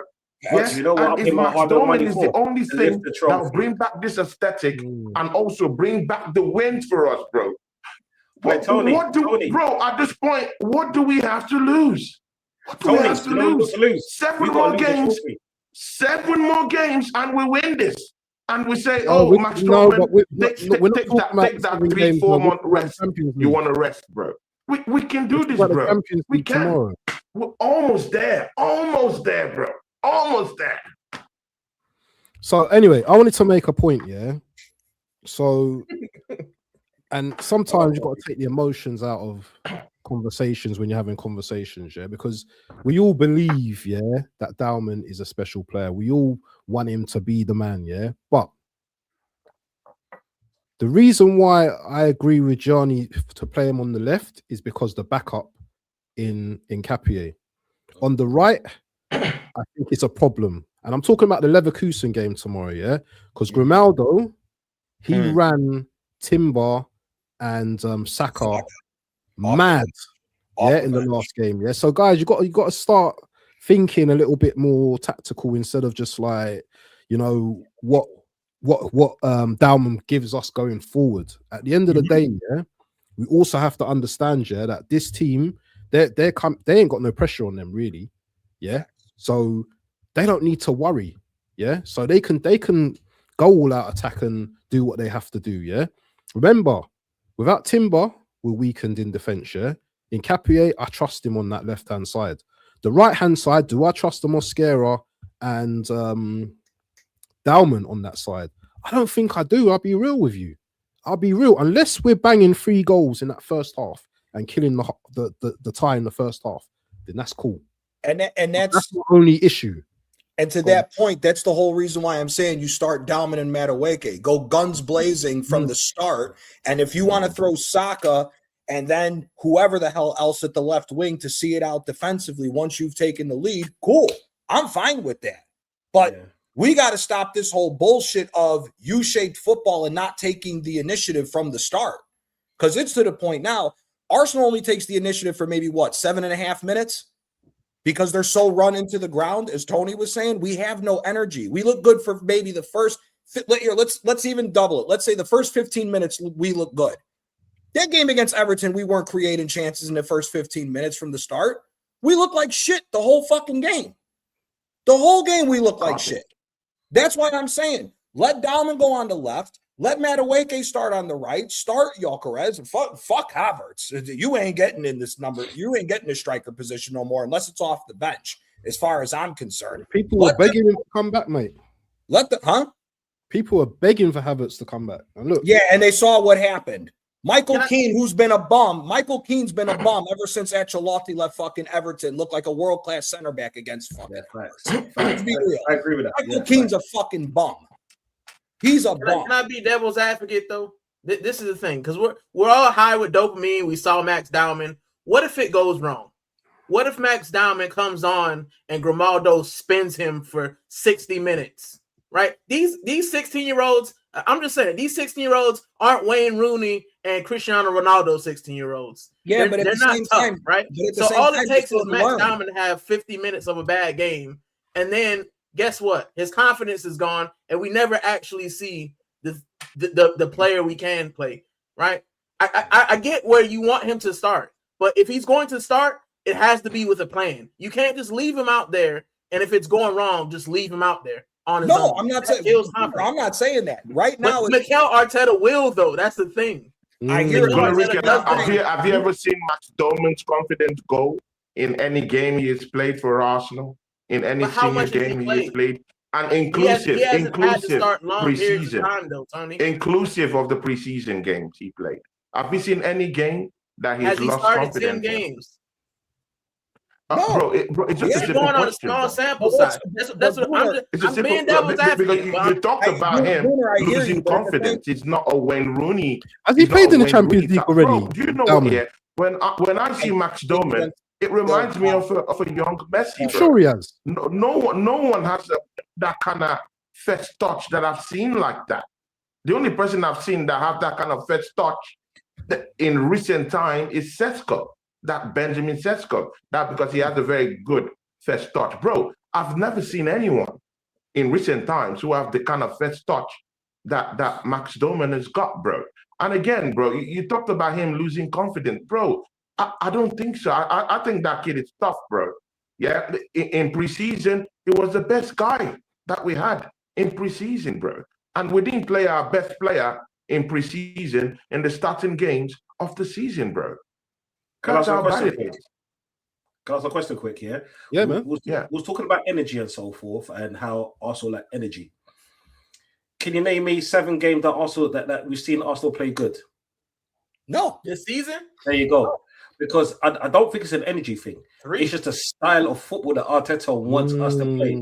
It's a kind of thing where, for me, that we kind of bore people into like what's that word? Submission. Submission. Yeah, that's what it is. Yeah, because it's like this year we play so slow, we make people lose concentration. We get a set piece or an odd goal here or there. This is what I'm saying. And that's what it is for me. Because when we're talking about energy, I can't barring the FA Cup victory, where we played what is it, that false 9 or Wakanda forward line? I'll call it. You know what I'm saying? The Atletico Madrid game, right? Tell me another. And the Tottenham, but Tottenham, they're crap in it. We all know their shit in it. Yeah, tell me don't include those 2 games. Tell me other games where you've seen high energy, high intensity. Leeds, we played all right. We played well against Leeds. But Leeds, come on, man. Leeds are okay. Leeds are a decent team, but they're not of the levels or where we should be playing high intensity football against. You know what I'm saying? They're like a third grade team. Don't you're looking at it. You're looking at it from the standpoint of a collective as a team, and you're not going to find that. However, Arsenal is not a collective team this season. We have individual players who are actually bringing individual brilliance to the game and helping us out. This is where it is. This is where the energy lies since the start of the season, not as a collective, as a team. Okay, then I'll give you examples to that. Tony started the season very, very well. Yeah. It's still very, very good. But his energy levels, everyone knows here, people, that Jurriën Timber's energy levels, like 4 weeks ago, people were complaining about Jurriën Timber. Oh, man is a little bit slow. No one is gonna dispute there was energy there. But I want to say it's shipped away. People, Declan Rice, it was always running. People, Declan Rice will run the channels. Man will go defend. Yeah, at the start of the season, man will go for crying out loud. Declan Rice got his first goals this season at the start of the season, bro. That's when he got all the goals he scored. The energy was there. But right now, man is not scoring goals. He can't cover the same kind of in the same capacity he's covering now. The energy is gone. People, take a look at Zubimendi. The way he started the season, it's not the way he's playing right now. The energy is gone. And these are individual players who have brought their thing and brought their spin into the team. If you're looking for an Arsenal that's performing team-wise, bro, the last time we ever did that was in that 2022-2023 season, bro. That's where you can look for those kind of energy levels, bro. If you're looking for those kind of energy levels in this period, bro, hell nah, bro. It's boring football and haram football. And you know what? Yeah, I don't really care about if it's haram football, provided it's winning me the league title. I don't care about it. But later on, we'll have to have conversations about it. Like next season, is it sustainable? Because those kind of conversations will come out. Yeah. Again, maybe the boys are also conserving their energy levels. We don't know about that. But what we're seeing right now, the energy levels are gone, bro. Mate, the energy levels was never there. Our first game against Man United, where was the energy levels there? The game against Liverpool, where was the energy levels against there? We got away from home at Old Trafford, bro. That's what I'm saying. It's a bookie ground for us, bro. And that's at the start of the season, bro. And they just brought in Buemo and they just brought in Kunha. Yeah, there's no way we would just go there and bamboozle them. They're our biggest rivals, bro. One at a time. Okay, yeah. I mean, we scored this many goals against Liverpool twice, so yeah. Now, and the thing is, I respect every player on Arsenal's football team. At the beginning of the season, yeah, Zubimendi's narrative was he wasn't up to the standards, yeah, and he looked slower than everyone else, right? Yuri Timber's last injury 3 games ago, he like 3 games before he got injured, he looked poor because he had an injury, and we didn't have no White, yeah, so he's playing injured. This is why he's the his energy levels looked low. You know what I'm saying? This is why we've slowed. Either way, the energy levels is one gone. thing that we do, yeah. That's it. Either way. Tony, give me 1 second, yeah. There's a reason why we get grade 3 injuries a lot and hamstrings injuries a lot, because we do a lot of running forward and backwards. We don't have the best defenders in the league. We have the best defensive team in the league. That's what people get wrong, because we defend as a team and we suffocate teams so high up the field. And then guess what happens? Now all of our players have to run back. This is why we get so many hamstring injuries, and this is why we don't look so good. So it's not just 1 or 2 players that have to sprint. It's the whole team collectively. When you see other teams, the reason why they play mid blocks is because their defenders are in between, so they allow their attacking players to flare and not do that much defending unless they're underneath the cosh. Arsenal defense as a team and we attack as a team. This is why you're getting the same recurrences of injured players in the same. You know what I'm saying? This is why I said to you, tell me 10 matches, just 10, because we played near enough 42 games this season so far, more than Man United will. You know what I'm saying? Fuck Man United, right? Yeah. But why have we got so many injuries to the same players? This is what I'm saying. Players. Because we run so much, and this is why I'm with Rico with the fact of I do not want Dowman to play. I want him to start because he's such an exciting player. But do you know what? Yeah, if I have to take this haram football to win a major trophy, do you know what? Yeah, give me all the haramness that we have. You know what I'm saying? Because I will shamelessly celebrate it and say to the rival fans, you know what, brother? Yeah, was it an haram title? Or was it a title? Who cares? I don't care. Exactly. You know but at the same time, to add to what you're saying, Don C, it's also tiredness because of the lack of rotation, which is what we've been talking about for a few weeks. It's not only the fact that we attack and defend as a unit, it's also because there's no rotation. Again, that game against Everton and a few of these games has been screaming for Miles Lewis-Skelly to get into this fucking midfield, because we need some new energy in the midfield. Here, to what Tony was saying, where everybody's dead. The Leverkusen game should be looked at a lot more closely, because all the other games that we've had problems, if you look at the loss to Villa, if you look at the loss to United, what did those 2 games have in common? They bum rushed the midfield and overran us in the midfield to then go on a counterattack because of the tired legs.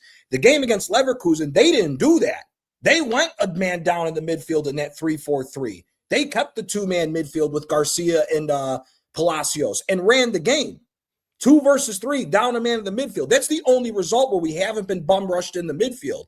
And that's to what Tony's saying as far as the energy levels are so shot, because these guys are fucking tired. They're dead. The whole reason, and if they are dead, at least let them do minimal amount of work, which is the reason why I'm saying start Dowman and Madueke and just go crazy. Zubimendi, right, sit back. Can I ask a question? But sorry, let me just quickly say before Guna comes in, yeah? But surely, yeah, isn't that a Rice and Zubamendi thing then? Shouldn't those man be getting rotated? Shouldn't we be playing with maybe Rice or either Zubamendi in games? Brother, everybody needs to be rotated. Who do you have on the bench that has the same quality like them? My question. That was my question. How many minutes has Norgard got? Can anyone answer that question? If it's less than 90, then we know that our manager does not rotate. There's no reason why Norgard. How many games does Zubamendi cost us? Facts. There's no reason he can't play against the lower level teams. He's from Brentford. He captained them. They finished mid-table. Everybody that finished below Brentford, Norgard should be able to get a start. But our manager has not played that guy full 90 minutes. Facts. And that's on the manager, right? Yep. Norgard's fresh. That guy could probably run a marathon and still be fresh. That's fresh. We ain't seen him either. You've been Wanyeri when we could have used him in the midfield. So there's nobody else to blame but the manager. Yes, they're gas, but he could also rotate better. They don't need to play against Port Vale. They don't need to play against, Mansfield and all Mansfield that bullshit. Town. We don't need to see those guys. Why can't Norgard play? I know that we were so happy that we finished first in the Champions League, but could Norgard not have played against Kairat Almaty for 90 minutes? Criminal. Could he not have played against Burnley? Could he not have played against Wolves? So, it's great to hear that we're tired. And John C., that's great that you've done that analysis because, it makes sense. It makes sense why we were so tired on the pitch. And that's what I saw against Everton. But it's also on the pitch and off the pitch. Our manager hates rotating. Right. And he said it last year. He said it when we didn't win. I wanted a small squad. But Berta's giving him no other option. You can't complain about a small squad now. You've gotten everything you need. In the beginning of the season, we were gassed. 2 players at every position. Left wing, right wing, midfield. We got 2 players at every position. But guess what? Why are we tired in March? We still got 2 months, gentlemen. We're still in every competition. We were tired, and this is just March. We were tired in January. Let's be honest. We skated through some victories through luck and sheer will. But there's no reason why you look at other teams and they look like they're hitting form and we look like we're dead on our legs from the start and whistle. It's crazy to me. No, I agree.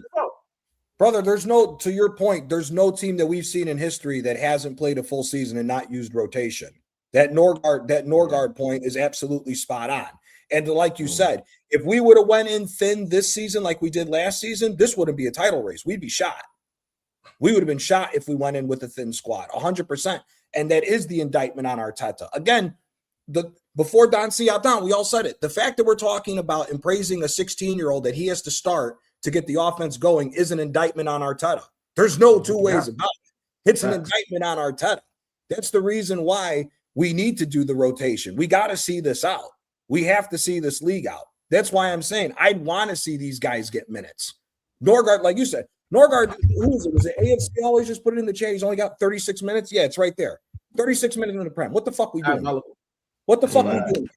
But guys, I also think that another big problem, that wasn't really envisaged by the management this season was that they never foresaw that we will be challenging on 4 fronts this season. So I think this is coming as a big shock to them. I mean, we talk about them. No, sincerely, personally, I don't even think that Mikel Arteta, was really thinking that we would be in 4 competitions. Bro, what are you talking about, man? By this time. Bro, that's what I feel. Because normally he's always out of all these competitions. By this time, last year, by this time, 2 seasons ago, man he's already out of all these competitions already. So top 4. This depth we're talking about, is it really depth? This is where I'm going to. Is it really depth? Because right now I'm struggling. Injuries. It's injuries, Tony. See, it's not just injuries, bro. It's I think we've slightly overhyped our depth. There's a difference between quality and depth, Tony. I hear it. And that's what I'm talking about. We've carefully overreached with this depth. We're always calling depth. Okay, good. You talked about Declan Rice. Good. If we're to rotate Declan Rice now, who are we to bring from the bench right now that would do the same thing that Declan Rice is going to do But in that's why terms you of have a quality manager. bring to the You don't team? need him to do Hey, the Score same goals, thing. cover the okay. same grounds. I mean, be that Yeah, but engine Rice room doesn't here score protecting our goals. back Rice four. Rice Do the doesn't score loads of exact goals. same thing without any drop in You don't quality. need it. Nobody. Bukayo Saka. Okay, good. We can talk about Noni Madueke all we want. But at the end of the day, Noni Madueke is not even still giving us some certain kind of goals that we really want to be very, very comfortable at Arsenal right now. He's not giving that to us. So at the end of the day, this depth we're talking about, bro, it's not really there, though. There's a reason why Rice is By the way, he started for £100 Chelsea. He started for It's not Chelsea. even really there. Bukayo Norgard Saka, what has he done? Trossard, what has he done? Martinelli, what has he done? I mean, see, we can go through all these things, yeah. Even our depth is not depthing. We have problems. We have to go down, and sell some certain kind of players and bring in some certain kind of players. The thing there is that this management never thought that they would be fighting on all fronts this season. They thought maybe they might be out of the FA Cup. Probably they'll be out of the Carabao Cup by this time. So with what they have, they could be able to manage and go for the title and go for a big run in the Champions League. Tony, do you watch the NBA? Tony, based on Spurs winning the Europa carry what last we have season in the team right now and Crystal Palace winning last season, it was imperative that we were amongst, going for the league, going for the cups. It was imperative that we done that this season. Maybe the quality in depth isn't correct, and I disagree with you, yeah, because. And I'm going to say this, and you ain't going to like what I'm going to say, yeah, but Rice in the 8 isn't the best at all times, bro. Yeah, he's a £100 million player, and I expect Pedri. I expect levels from him in that position, and sometimes you don't give me that. Yeah, he's got the energy, yeah, and he can run around and do all of this. He's got I think 5 assists in the Premier League or whatever. One thing he's great at is his set pieces. Yeah, one thing he's been excellent at is the set pieces, his corners, and all that kind of stuff. But let's not thing him as what I mean. I think Zubi can play in that 8 at times. They can switch up. I think even Eze can even play in that position at times. Yeah, do you know what I'm saying? That's what I personally think. You know what I mean? But that's the thing. Yeah, and this was the problem. This is what Gianni and you had a discussion about. Is experimentation earlier in the season, which we didn't do, and now we're thinking of doing experimentation now when it's too late. Players you're calling would struggle in this league. Okay, the players you're talking about will struggle in this league.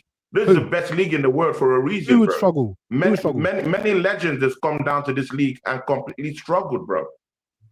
Struggled, bro. Tony, I got a question. So let's leave all this talk about Tony, I got a question. Yeah, if he comes down to the Premier League, just 2 touches from a team like Everton, 2 touches from a team like Brentford, I'll be ready to bamboozle, bro. See, this is the best league in the world for a reason. No. With your class, this is not Spain, bro. This is my question. This player Declan Rice has tried to the extent that he can. Was Ben White not a starter? Nah. Was Ben White not a starter? Was Trossard not a starter? Was Norgard not a starter? Was Havertz not a starter? All our bench players were starters somewhere else. So I don't want to hear that they're not good enough. Best 10 in the league is Bruno Fernandes, by the way. Yeah, right. That whole they're not good enough thing, right? If you look at the best teams in history in any sport, basketball, you think that LeBron plays the entire match? No, he doesn't, but they still win games. Why? Because you have players that come off the bench and they don't have to be great. They just have to hold the line. We have more than enough players on our bench that can hold the line. Norgard doesn't have to be messy. Chemistry. He just has to make sure that they don't score against us. Madueke doesn't have to be exceptional. He just has to make sure that we can actually get some chances, right? These guys are good enough. Madueke was starting for Chelsea. I'm not saying that. Again, you're misconstruing what I said.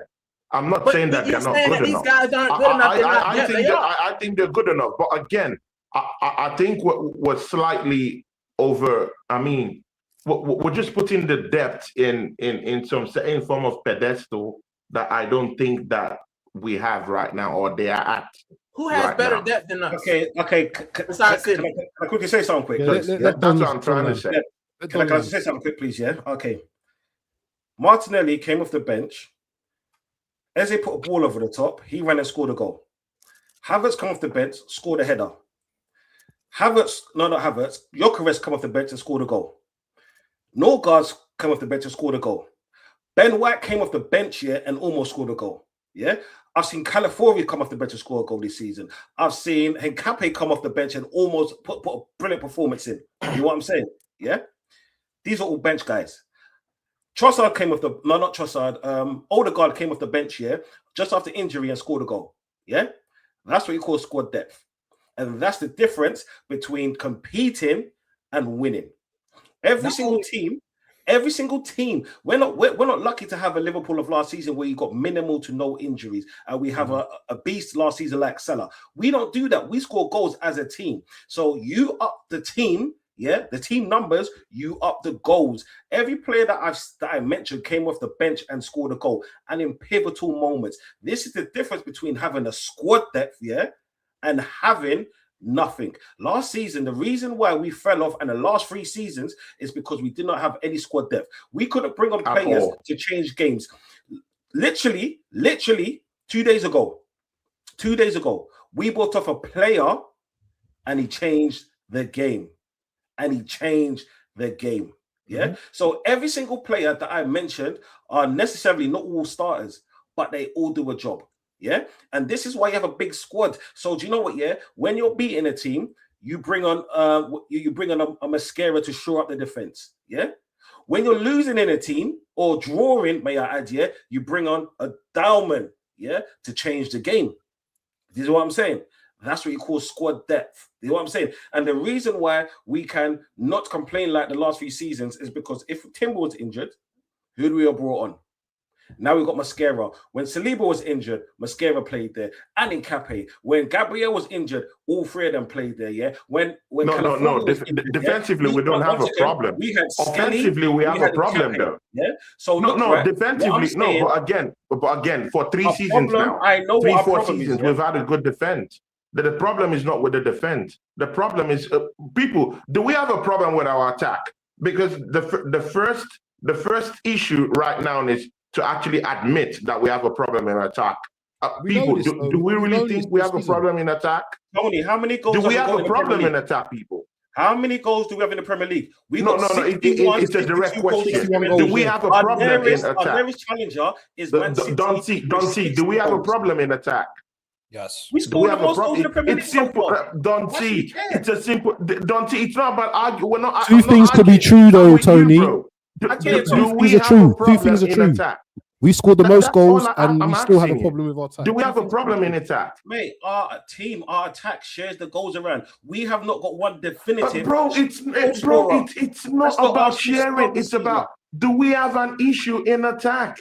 The same way you talked about our defense, yeah? Bringing in someone like a Mascara for Saliba. Martinelli, 1 goal. Mascara has been good. He's been great every time we've called upon him. Bro, has Jesus been great every time off the bench we've called up for him? Has he been great? That's what I'm saying this. You have to first admit that, we have a problem before I can now say, okay, good, let's diagnose the problem now. So, Don C, I'll ask you again. Do we have a problem in attack? Do you want context? You just want to answer? I don't want context. I want an answer. There you go. See, I'm giving an answer without context. We don't have a problem with attack. Bro, there is no context because right now we are relying on a 16-year-old kid to come and help us in attack. Hey, it was 1 game. But bro, we are relying on a 16-year-old to get us from now to the end of the season, bro. Without him. But I hear what you're saying, Don C. But is this also a situation? We're relying on a 16-year-old to get us over the line against Everton at home. That alone is a big indictment, bro, on whatever we have on the bench attacking wise, bro. And that's why I was going to ask, is this a situation as well where it's 2 things can be true at the same time? Because while we're saying we have the best offense in the league and we've scored the most, to what Tony's also saying to where we need a 16-year-old. That offense didn't show up in that run against Liverpool or Brentford or Nottingham Forest when we needed it to. So that's why I hear with what Tony's saying that it's on this, and I hear what you're saying as well. This is one of those situations where two things can be true at the same time.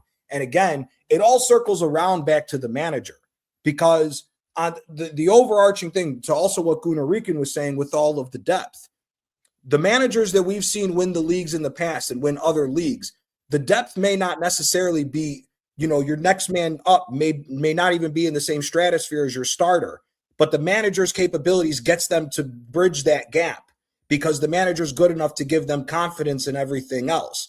And that's where a part of this problem is. Whether your depth is at the exact same level or not as the starter, the manager has to be the one to give them the confidence and give them the ability and even the system of play to allow a player to be able to flourish, even if he is not as good as who he is coming off the bench for. So that's where I think it's a bigger problem, because it comes down to the manager with that. And again, the offense, I mean, here we've been saying it throughout the whole, since we've even been starting this show. Part of the problems, a lot of our attackers have not been. Yeah, no, we have the most goals as a team, but again, we hit how many games? Look, Villa, we hit 4 in the second half, but the offense, but again, the context with the Villa game was Onana went out and Watkins didn't have his shooting boots on in the first half, where we would have been losing that game by a lot. We've been able to string up performances where, we figure out a way to score goals. But if we were scoring as a team, it could spread the goals around properly against the other games that we've missed where the offense has struggled. This league is over with by now. Let's be honest here. Yeah. That run with Wolves, that run with Liverpool, that run with Brentford. It's the only reason why we even have a title race this season. If the offense would have clicked at this proper time that it should have, where we should have been putting more in the back of the net, Forest as well. This league's over with. This 7 games, we're like this. All right, league's done. League's done. Let's go ring up this Champions League right now. I think we don't have a problem with the attack. I think we have a problem with creativity, right? The reason we're dropping Max Dowman is because he's so unpredictable that he can create something, right? Mm-hmm. So to your point, we do score a lot of goals, but they're not creative goals. They're set piece goals. They're things that we practice and they're safe. We take the safe pass. We make the safe play, right? Right now, at the business end of the season, you can't play it safe. Everyone's got tape on you. How many set piece goals have we scored in the last 5 games? Not many. Mm-hmm. And real quick, Gunnar Rieken, to add to that, when we look at the Champions League, all them referees across all the games with the Premier League teams all stopped all that shit. Is there any reason? There's no coincidence that the referees in Europe stopped all the nonsense with the corner kicks, and everybody in the Premier League did not win a fucking game. That's all I wanted to add on to that. But once the set pieces dried up, we don't see Nicolas Jover on the sideline anymore, do we? Nope.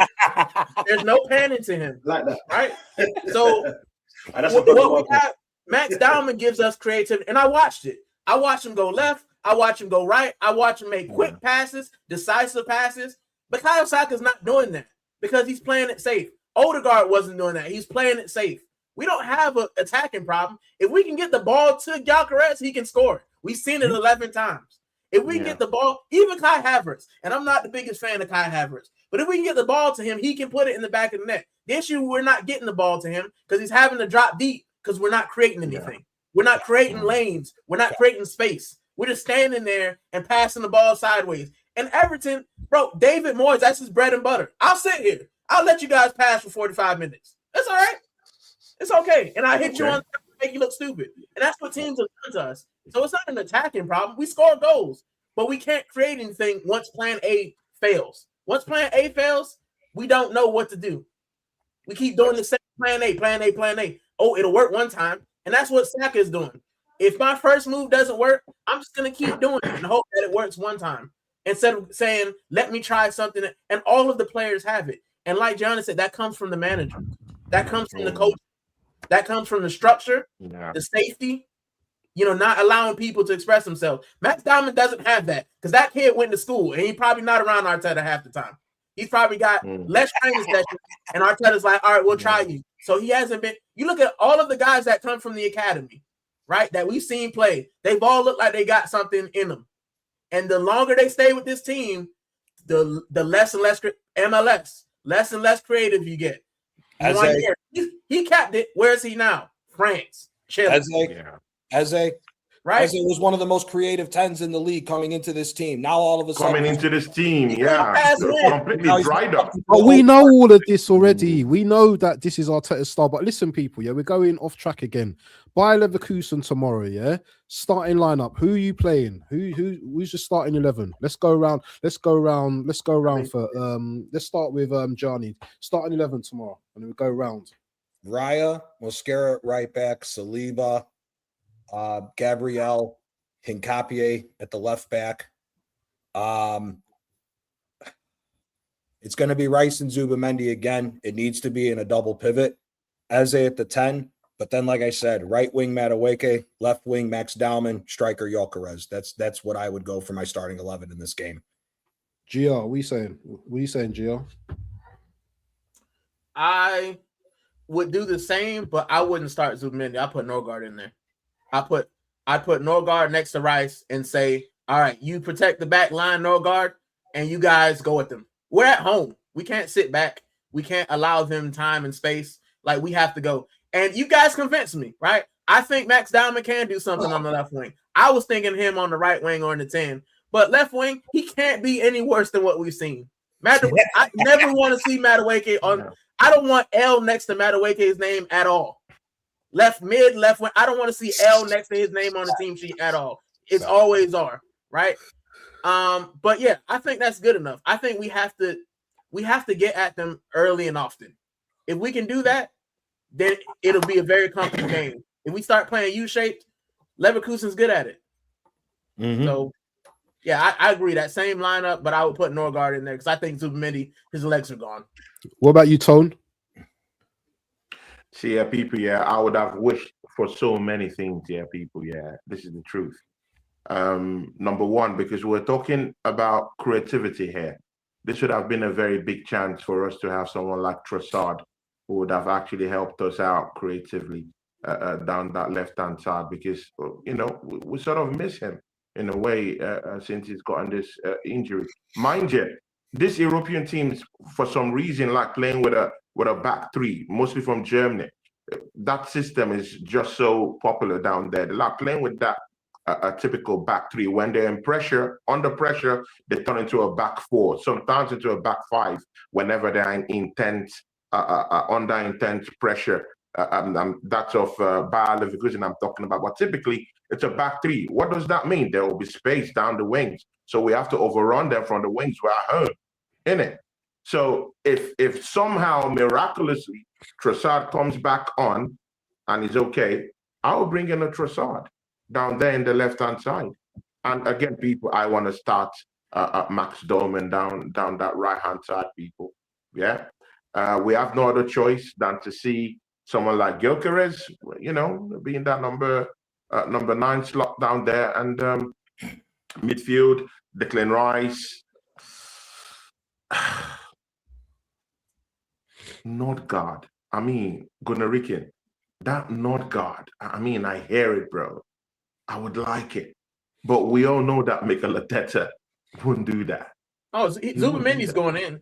Yeah, Zubamendi is. I like that very thought. I like it. But we all know that Mikel Arteta will do what he does best. He'll go for a Zubamendi. So definitely we have to go with a Zubamendi down there, because Nordgaard ain't playing tomorrow. I don't even think he will get any minutes at all. Maybe just 5 minutes to wind down the time. I don't think that man will use it. Then Martinelli would have to be used in the left-hand side if Trossard is in there, but I want to see Trossard. I still believe miraculously. I think Trossard's injured, Trossard's still hurt for another couple of weeks. He's injured. Yeah, he's still injured for a couple of weeks. Is he still injured? Yeah, he's going to be out. Yeah, he's going to still be out. That's a big problem creatively now, because Martinelli isn't creating anything for us at all. No. He's making those runs, but he's not really creating those chances, isn't it? Exactly. That's Martinelli, the zigzag man. Zigzags backwards, Exactly, doesn't know bro. what the fuck to do with the ball. Exactly, bro. And again, see, people, I'm not taking a pop at him. Yeah, this is the truth. He's making those runs. I'm not arguing that. He's making those runs, but man is not productive at all. He's not getting the goals. He's not actually finding those pocket spaces to actually just drift in and get in. But bro, no, at all. And if he's taking shots, he's putting his head down. How are you taking shots when your head is down all the He's time? not Brazilian. Come on, bro. Raise your head up just a little bit. Just He's a not little bit. Brazilian. Take his Back passport. Back four. Saliba, of course, definitely. Gabriel, and of course, in that left-hand side, people see, yeah, will be tempted to go with, will be tempted. I know Gianni will be, I mean, his ears will just pop up right now. But see, Gianni, I'll go with a Calafiore for this one. And I have my reason. Reasons. Someone said it here. I don't know if it's Gunarican or someone said it here that Bayer Leverkusen don't even have to come. They're not going to lose anything. No, I mean, they're at ease in money. this game. They're playing with house money. This is nothing. Who said that? Someone said that here. Bro, that's true. They don't even have to do anything, bro. They can just sit back, ride this lock until the end of the matchup, go into extra time, go to penalties. They don't have to come out. Yeah. We are home. We have to push the game forward. Yes. So, we need that extra man since our attack is a little bit drab. How about that? We need Calafiore bumping down that left-hand side interchangeably with Martinelli doing some damage down the left-hand side, because that's the only time we literally do damage at all down that left-hand side, because Martinelli can't be creative. He can't take shots. He's not finding pocket spaces. We need Ricardo Calafiore to be that extra man in midfield and also be that extra man at the opposition box. He's done that. He did that with Everton in the weekend. He could also do that against a pseudo team that believes in defending too.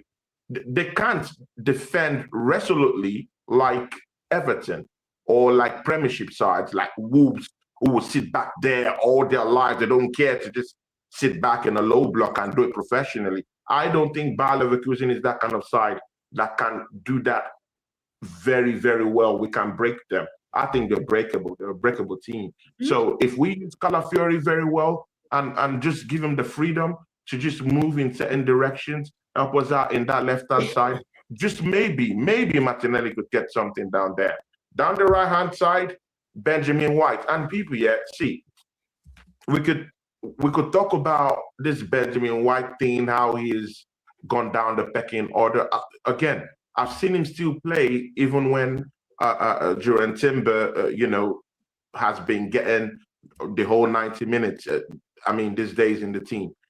Benjamin White can still give us something from now to the end of the season. I still think he's still fresh. I'll use him. I'll use him down there just because I think he's more attack-minded than a Mosquera. Mosquera is more defensive. It's only at times he can decide to just bump forward when we really need to.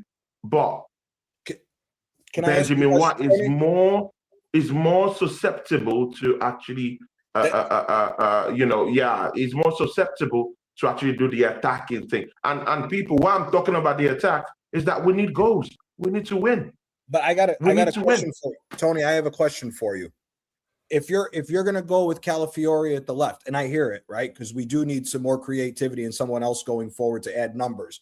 Isn't that more of a reason to start Mosquera so you're covered defensively? Because if we saw the last game with Leverkusen, Grimaldo caused all types of fucking problems on that left-hand side. And if we're being honest, we got lucky in that second half that Leverkusen couldn't make 5 passes in our box, because that 19-year-old was giving Saliba and Gabriel all the smoke they were looking for in that hold-up play. We were lucky that they couldn't put 5 passes together because they were so defensive in that second half after getting a goal. So I would just say, for me, if Zubimendi and Rice, we know they're going to start and they're going to get forced forward because we have to take the initiative, I would at least have another man back there to help cover Saliba and Gabriel, because I don't want them to be left exposed with that kid if that kid has another game again. Grimaldo, we know what he brings. We know what he's about. He's been doing this for eons. He's been doing this since he was an 18-year-old.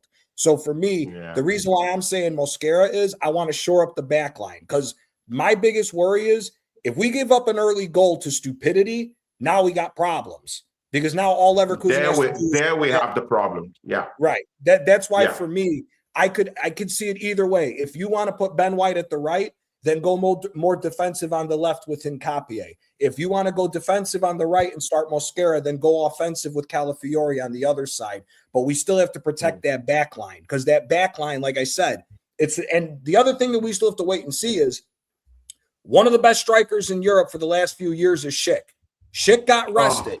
Schick might be coming into this game, which creates another problem for our defense. That's another thing that we can't let go of. So I hear with what you're saying with Calafiori starting, but I would say if you're going to go offensive on one side of the fullbacks, go defensive on the other side just to shore up the defense. Because if we get caught out, but then look at this news. Again, we have to be ready.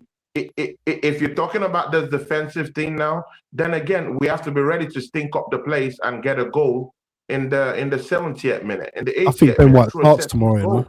That's what we should be relying on. I think Ben White will start tomorrow.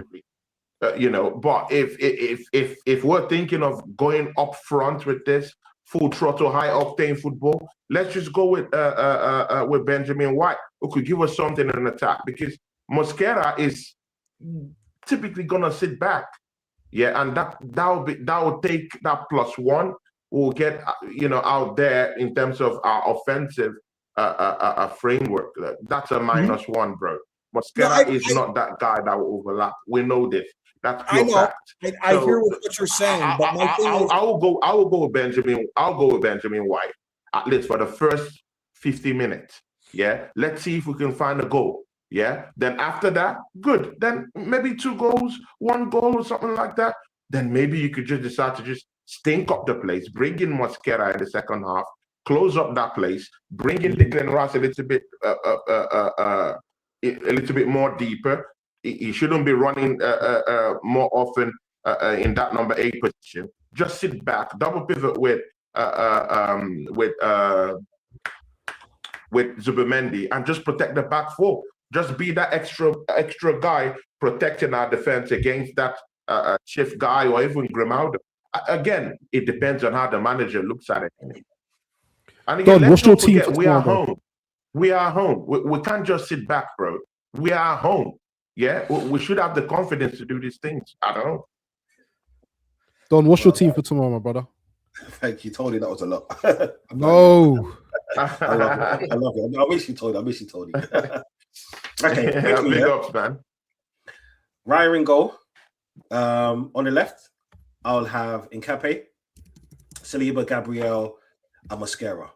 Yeah, this is my team, not what I know Arteta is going to pick. I'll have Rice as the only pivot. Yeah, because people forget, if we're going all out attack, we don't need Rice, Zubimendi, Rice, Norgard, or Zubimendi. We don't need that. Yeah, we are at home. We are at home. You know what I'm saying? Yeah? On the wings, we're gonna be overrunning. I got chaos. Yeah. So the 2 best pacey chaos players that we have is Madueke and Martinelli. You know what I'm saying? I want that shit. To tell you why? Because now they're right and left back. They can play back 5 or back 4. They're not coming forward because they know they come forward. That ball over the top is on each and every single time. And in the middle, high press. Honestly, like I would love a Max Dowman, but because of what I said, I wouldn't play him. Yeah, but he's good to come off the bench. I'll have Eze, I'll have Saka, and I'll have Gyökeres up front, because you know what that is? That's pace, that's power, that's passing, and that's one pivot. Yeah, that's total attack. So if the team attacks, we got 4 defenders right there. Yeah, so now we're safe. We got Rice right in the middle. So you know what? That could go to a back 5 because he played centre back before in his career, and left back. You know what I'm saying? So we've got that as cover. We know Saka defense. We know Madueke defense. We know Martinelli defense. Yeah. Come on, man. Like for me, attack, full attack. That's my team. This is what I'm saying. It's not a monologue like Tony's, and I apologize, people. No, I love that. But you know what? For me, It's total attack and chaos. That's what we need tomorrow. We need organized chaos. Donty, I hear you. Gianni's got to bounce people, yeah. Big up Gianni, man. Please, guys, yeah. I got to bounce, Donty, guys. I hear you in that, yeah. But Make sure again, you go subscribe if to you Gianni. listen to what Gianni said, yeah, we might be in trouble tomorrow with this Sheffy guy who's popping on. Yeah, he's a very potent guy, bro. Very, very dangerous guy. Yeah, and this Grimaldo, very dangerous, bro. If we put Declan Rice as the sole defensive midfielder, he might be overrun. I'm not saying I don't trust Declan Rice. Where do they overrun us though in the game? I'm just saying that he might be. It might just be too lightweight for only him to be down there. Nah, not at home. I don't believe that. Declan Rice is an engine, man. We don't need to protect that dude. No, I know, bro. We're struggling to cover ground with both Declan Rice and Zubimendi down there anyway against teams like Everton. No, but that's a physicality issue, though. That's because Zubimendi is light as a feather. Bro, we'll see how those physical issues too in this kind of game too. So again, I'm saying it's a good one. All-out attack. I want all-out attack. I have no problem with that. But again, I have this problem of looking at Declan Rice as the sole defensive midfielder down there. He might be overrun. There's that vulnerability down there. It's something we can't dismiss. Bro, why can't you see the Everton game as us resting our energy for this game? Because we can drop points to the Premier League, but we can't drop out of this game. And that's how I see it. That's my mentality of seeing these kind of things. Yeah. This is why I said I want all-out attack. And I hear what you're saying with Declan Rice might be overrunning midfielder. I understand that. But then this is why I said playing Capie and Mosquera, because they're both defensively minded players that can both invert. They can invert as well. Yeah. That's why I said they can turn into a back five. Yeah. But you know what the best defense you just said the magic word. Saliba, Mosquera, and Nkape. That's all. You know what the best defense is? A good attack. If we peppering them, they can't overrun us because they have to defend. If we're attacking their goal and we're scoring goals, they have to defend. They can't just beat out there marauding. So it doesn't really matter if he's by himself. I hear you, but with the way Bayer Leverkusen play, they're a Gunnar Ricken, you also have to check the strength of the opposition you're playing. They are not Everton, bro. They're a very, very good counter-attacking team. You also have to know the strength of who you're playing against. Chef, it's a different animal, bro. There's a reason why is Bayer Leverkusen's highest goal scorer this season. Grimaldo was a monster all on its own. And even if Sheriff wasn't even in the last game, they were still able to still overrun us in that midfield. And mind you, Zubimendi was also coming back now. I think they got Patrick Stick coming back. I mean, they're a very good counter-attacking team. They drew 1-1 against Bayern Munich, who was run already with that title already. They drew 1-1. So you also have to understand the opposition too. Tony, isn't Stick back? No, the Patrick Stick, isn't he back? They're centre forward. Patrick Stick. Yeah. So he might be back as well. So he'll be back too. So we're in trouble. So if we're leaving only Declan Rice in that middle, I have a problem with it. Might see we might press, we might go forward, we might do all that good stuff. I hear it, bro. I want it to, but there'll be some nervy moments, bro, when we are without the ball. And it has happened to us before. It has happened. It's not like it's magic, bro. It has happened to us. We've been overrun in midfield before. We even saw with this same Bayer Leverkusen team overrun us down there in Germany.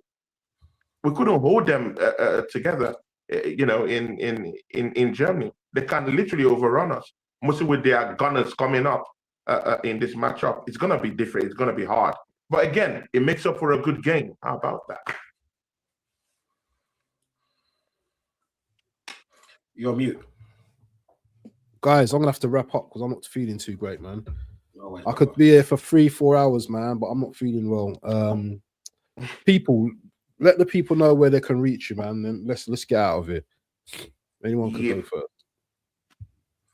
Yeah, people, Conversation TV, man. This is what I'm saying. I'm still a baby in this game, but yeah, I'm getting my followers up one by one. This is what I'm saying. One weren't built in a day, but I'm here. But I want to shout out to every single person that's on this stream. This is what I'm saying. Rico, like Rican, right? It's a pleasure to meet you. And what I'm saying, Giovanni, that was here. Like Waffle, we need to do a stream. It's been too long, yeah.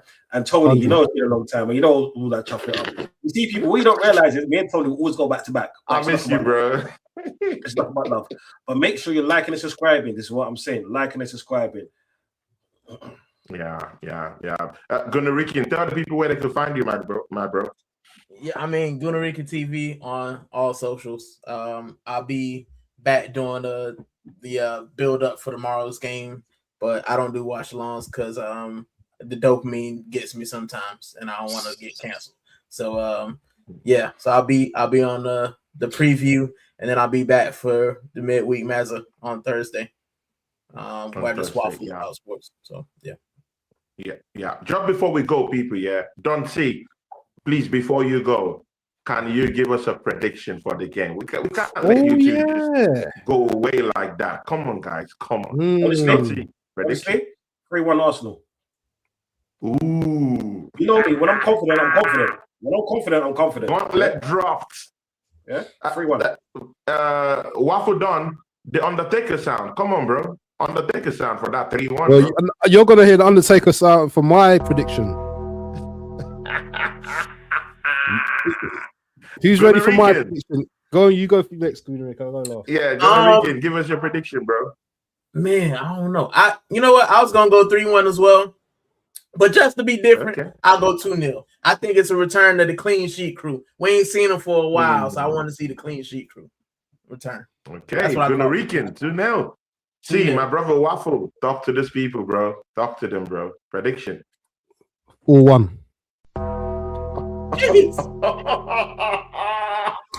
Yokeres braced. Another one.